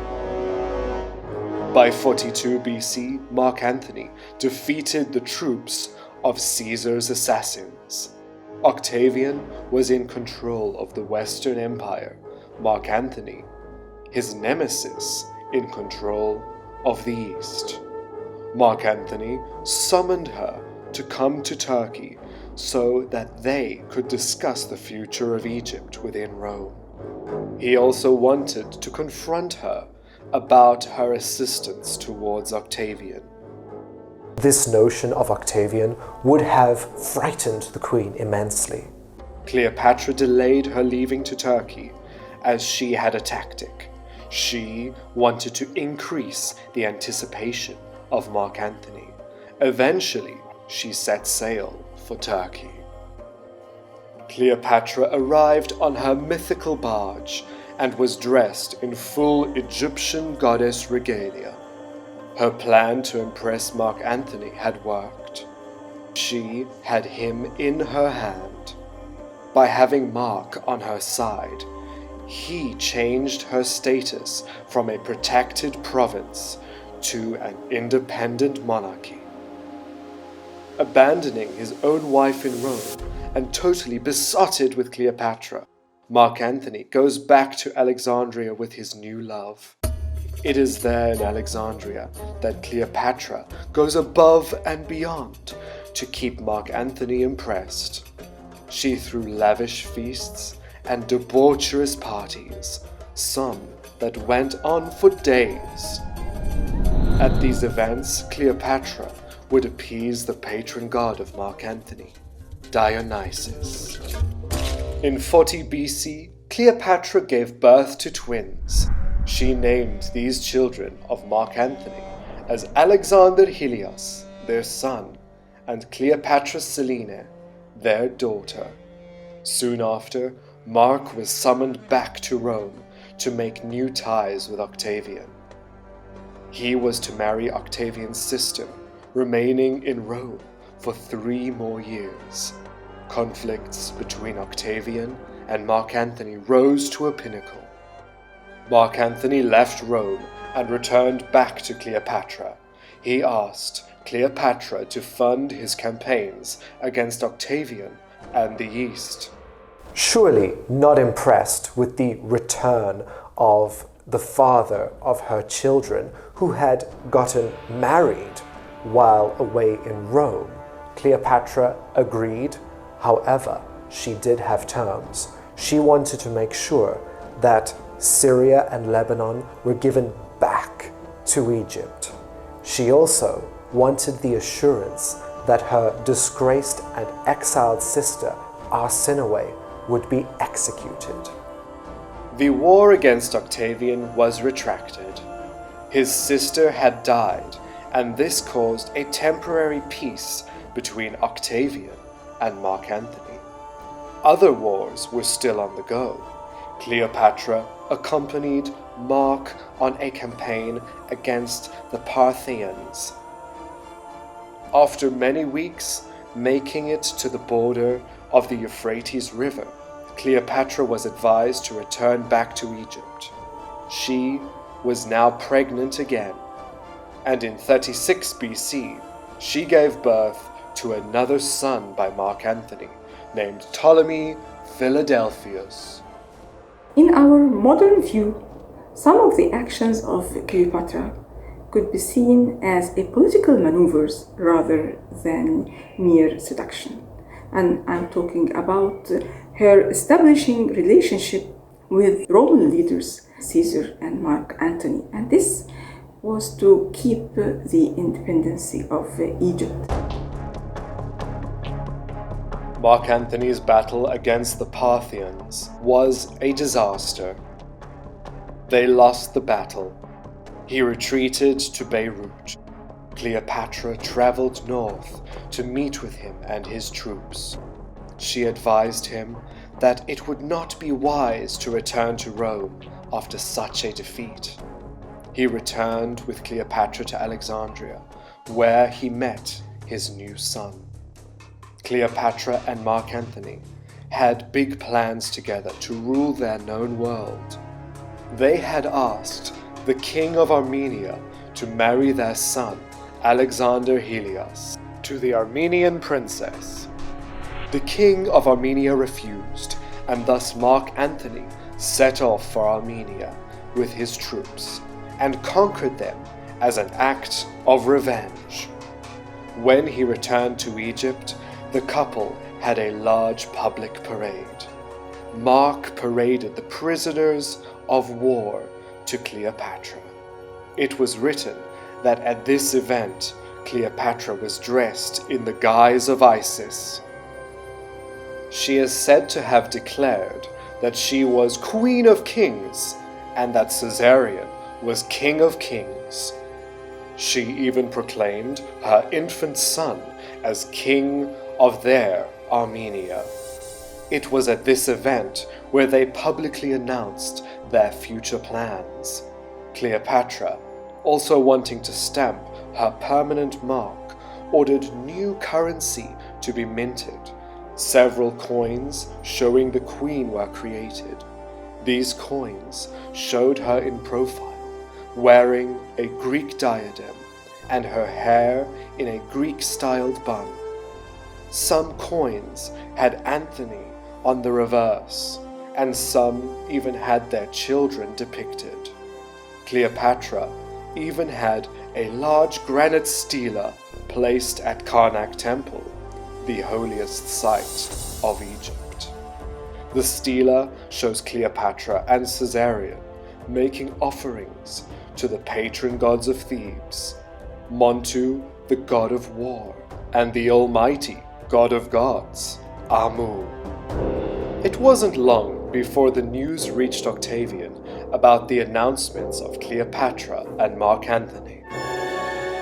Octavian publicly stated that Cleopatra had bewitched Mark Antony using her magic of Isis, that Mark Antony had illegally detained the king of Armenia, and that he had stolen books to stock the library of Alexandria, and that this marriage to Cleopatra was unlawful since he was married still to Octavian's sister.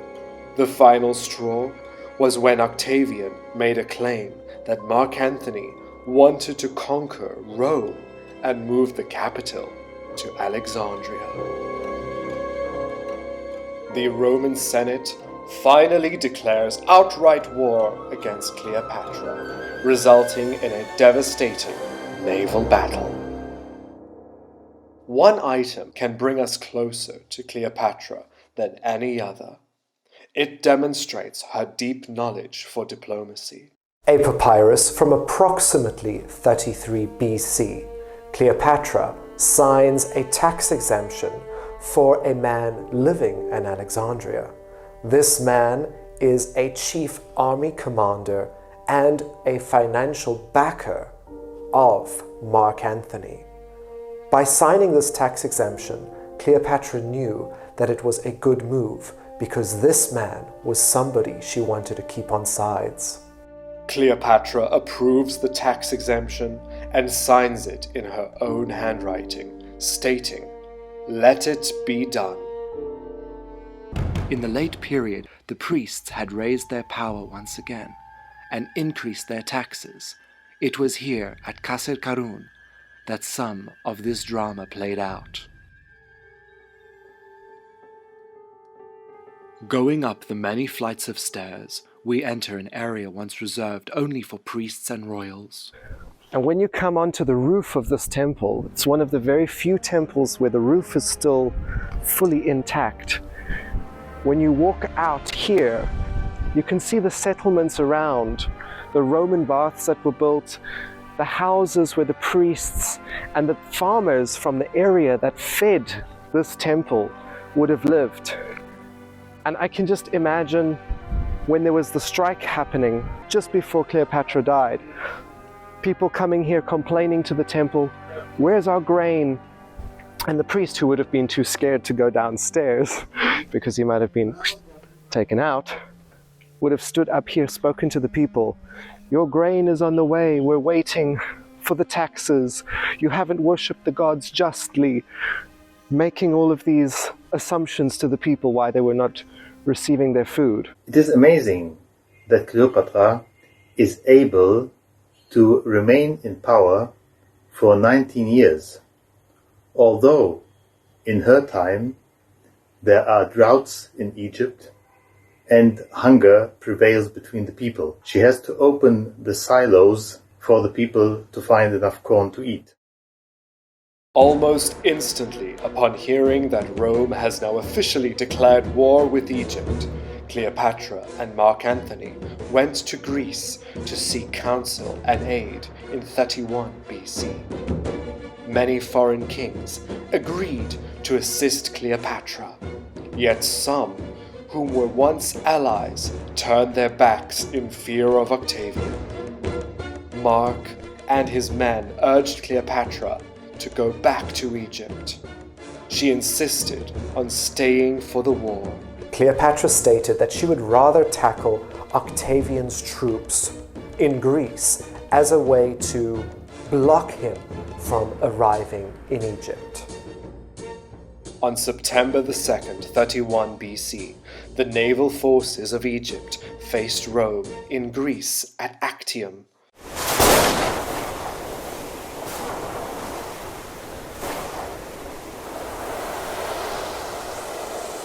Cleopatra and Mark Antony led 60 ships towards those of Octavian. However, the battle was unsuccessful for Cleopatra. During the battle, many Egyptian and the allied ships were destroyed. Cleopatra and Mark Antony fled the scene while the battle was still taking place. This caused many of the Allied ships to surrender. The battle had caused much embarrassment on the part of Mark Antony. He reportedly did not speak to Cleopatra for the next 3 days on their fleeing voyage. They arrived back in Egypt, not at Alexandria, but at a bay just out of the region.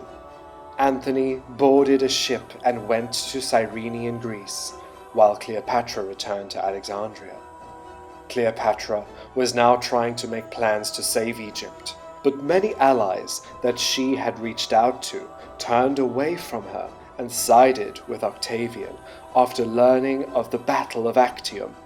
Cleopatra is suggested to have begun plans to retire to a foreign land and install her son, Caesarion, as full pharaoh. She did in fact have a stela erected of her son Caesarion, showing him dressed as a full Egyptian before he was even crowned. This was in about January 30 BC. The stela shows Caesarion making offerings to Atum, the creator god, the crocodile god Sobek, the fertility god Min, and of course, Isis. The cartouches are empty, showing that Caesarion had not yet been crowned as pharaoh, yet the text below mentions Cleopatra and her son, and this was placed at the center of religion in Egypt at Karnak Temple. Cleopatra made attempts to plead with Octavian. She wrote to him and asked that Mark Antony be exiled from Rome to Egypt and that her children remain in control of Egypt in exchange of yearly payments to Rome. In her letter, she said that if her requests were not met, that she would burn herself and the promised treasures in her tomb. After months of negotiating that led nowhere, Octavian set out to invade Egypt. He attacked Mark Antony and his troops in Cyrene. Defeating them, Mark Antony made a hastened journey back to Egypt. In 30 BC, in August, Octavian and his army attacked Alexandria. Mark Antony defended the city, resulting in Octavian's men withdrawing for a few hours. It was then that Mark Antony received news that Cleopatra was dead. Devastated and not seeing a way out of this mess without Cleopatra, he stabbed himself in the stomach to commit suicide. However, this news of Cleopatra being dead was not true. It was a ploy. According to the accounts of Plutarch, Mark Antony's men were able to stabilize him and take him to Cleopatra. At her tomb, he was able to speak to her, stating that she can trust Proculius. Mark Antony then died, aged 53. Others suggest he was already dead when taken to Cleopatra. The queen, who was about to set light to the tomb, was interrupted by Proculius, who demanded to take her to the palace to meet with Octavian. She pleaded to bury Mark Antony. He allowed her to wrap him as a mummy and laid him to rest inside her own tomb. Cleopatra was presented before Octavian, who had seized her 3 young children. The Roman historian Livy states that Octavian had agreed not to kill Cleopatra, but made no promise of not being taken to Rome. He quotes Cleopatra as shouting out, "I will not be led in a Roman triumph." Cleopatra had seen her sister humiliated in the Roman parade, and she had no intention of becoming that. But it was Octavian's dream that he should take Cleopatra as a prisoner to show in front of all the people in Rome, the lady, that she captured the hearts of Caesar and Mark Antony. Finally, on the 10th of August, 30 BC, Seeing no way out, no way to save Egypt, nor herself, Cleopatra kills herself at 39 years old. The death of Cleopatra is controversial. Many say she killed herself in her tomb. Many say she killed herself while imprisoned in the palace. What we do know is that she was accompanied by two ladies in waiting who eventually killed themselves as well. The myth goes that she had an Egyptian cobra bite her breast, and that is how she died. This theory has many holes in it. If she was in a rush to go to her tomb to kill herself, how did they get the time to get a snake? If the snake was delivered in a fruit bowl or a jug, the snake would have been visible, and the snake would have not had enough venom to kill Cleopatra and the two ladies in waiting. Her body has never been discovered, so we have to rely on ancient sources to formulate a theory of what happened to her. The earliest account is by Greek historian Strabo. He tells us two different accounts. He tells us either she died of snake venom or a poisonous ointment. Then we have Greek physician Galen. He tells us that she bit her arm and then poured venom over it. And then we have Dio, who is writing a substantial length after she died. He tells us that she had two slight prick marks on her arms, thereby implicating a snake. But the most famous account by far is that by Plutarch. Now, I think the reason why his account is so famous because he says that his source is Cleopatra's physician Olympus. But it's difficult to know which part is by Olympus and where it becomes Plutarch's imagination. We don't actually have any writings by Olympus to go on, so we have to take his word for it. But what he tells us is that a peasant carried the snake in a basket full of figs, and the snake was concealed under some leaves. And then Cleopatra took the snake, put it on her arm, and let it bite her. And this is what killed her and her handmaidens as well. It's very tricky with his explanation because the actual cobra in question is way too large to conceal in a basket of figs. And also the other problem with this theory is that snakes don't always like to release their venom. Most of their bites are dry bites, so there's only about 10% chance of having a venomous bite. His theory just begins to crumble when you look at it in a little bit more detail. It's also interesting that he doesn't discuss the marks or any sort of, he tells us that she looked flawless. Some Egyptologists say that Cleopatra killing herself with a snake, allowing it to bite her, was seen as a noble death. Well, maybe to the Greeks, being killed by a snake or committing suicide was a noble death.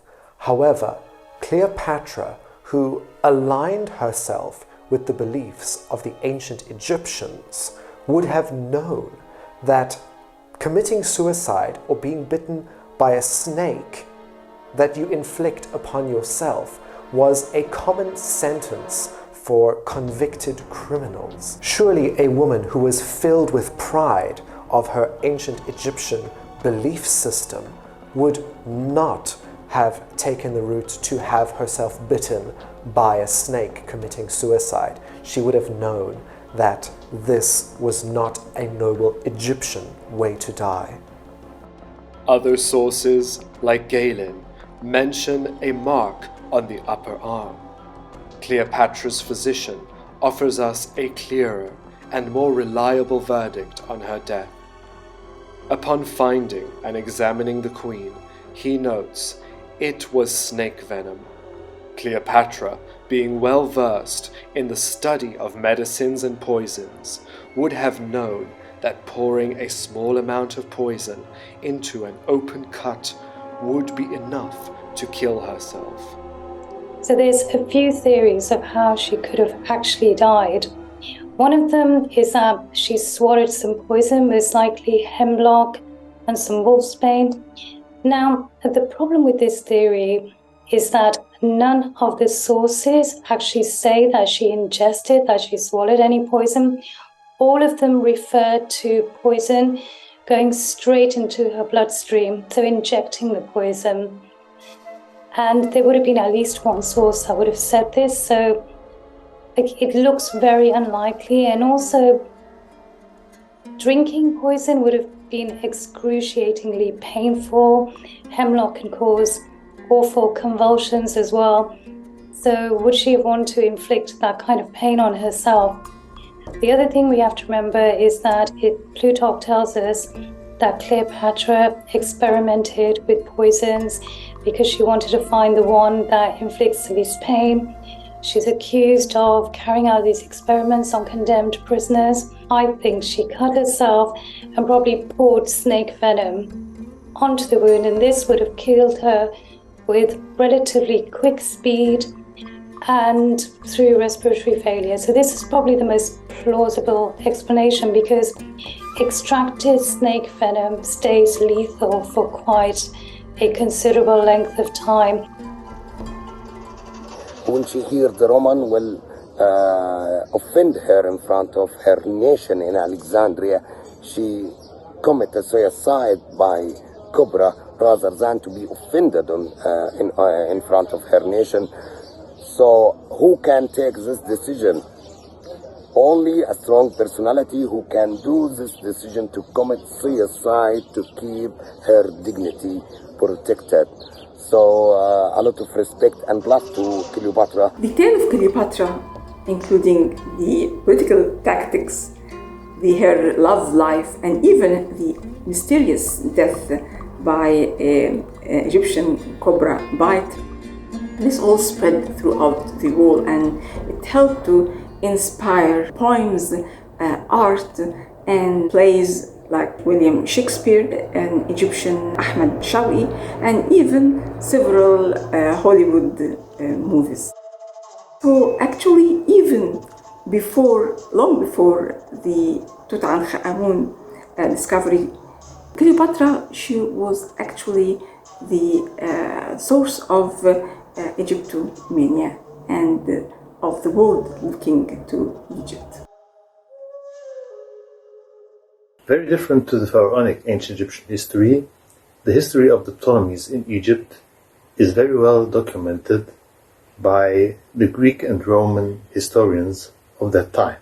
In the Islamic world, El-Masudi in the 10th century writes that Cleopatra was amongst scholars. Arab sources reveal that her knowledge of philosophy, law, history, culture, the arts, alchemy, medicine, and religion were vast. These sources also show Cleopatra to be an extraordinary and devout ruler, the author of several books in medicine and alchemy. When Octavian saw Cleopatra dead, although enraged, he did allow Cleopatra to be embalmed and buried in her tomb alongside Mark Antony. This too is disputed. Do you think that Octavian would have really afforded her a royal burial?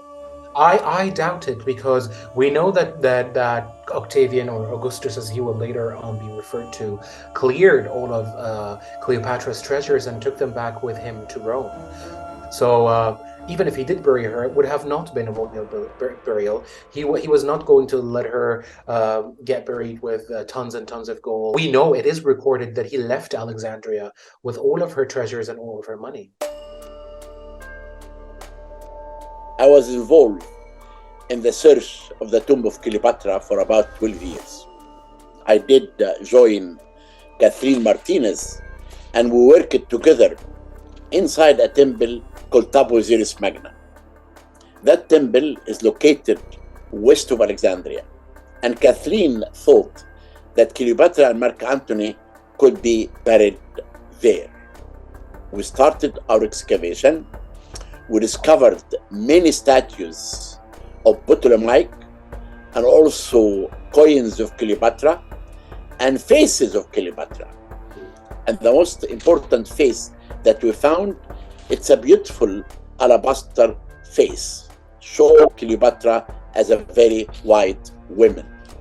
We also worked outside the temple of Osiris Magna, and we discovered a big, large cemetery. I really do not believe that Cleopatra was actually buried in this temple, but maybe she used this temple, because this temple in Osiris Magna was built for the goddess Isis, and maybe Cleopatra connected herself with Isis. Then maybe she could be visiting the temple, and this is why we have statues of many other Ptolemaic kings, and also for Cleopatra. And even we have evidence that this temple was built by Ptolemaic number 5. One of the most intriguing queens and celebrities figures. This is the reason why I've been searching for Cleopatra's tomb. I believe she deserved to be found. I came out with a theory that Queen Cleopatra could be buried in a location 45 kilometers west of Alexandria, Osiris Magna. I believe it could represent an important meaning for Queen Cleopatra, since she portrayed herself as goddess Isis, and Mark Antony used to dress as the representation of Osiris. And I believe, even though the location has never been even considered before, important objects has been discovered so far that link the temple to Queen Cleopatra. And I believe if there's any place that reunite all the conditions to be the final resting place of Queen Cleopatra, it will be Osiris Magna. We have a palace for Cleopatra, and this palace is located under the water now. And we know from historical facts that Cleopatra built a tomb for herself next door to this palace. Then maybe Cleopatra was buried inside this tomb. When I did my famous TV series, Chasing Mummies, I did go and I began to take some pillars from the palace of Cleopatra. Then we know that Cleopatra built a palace there. Cleopatra did manage to send her son Caesarion away down south to Nubia en route to Ethiopia. While traveling, his mother died. Then Caesarion legally became pharaoh, but only for around 18 days before he was captured by Octavian's men and executed on the Romans' orders. Cleopatra's 3 remaining children were eventually taken to Rome. They were paraded as prisoners. Her 2 sons would disappear, and her daughter was married off to an ally of Rome in Mauritania. She was queen of that land for quite some time, and requested many of her mother's scribes and scholars be sent to her.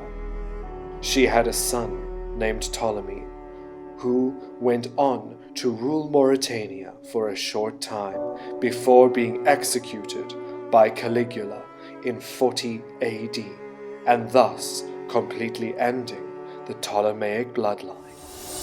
Cleopatra's legacy lives on today, but let's try and look past the myth and focus on who she really was: a woman, a sister, a mother, a fighter, a queen, a pharaoh.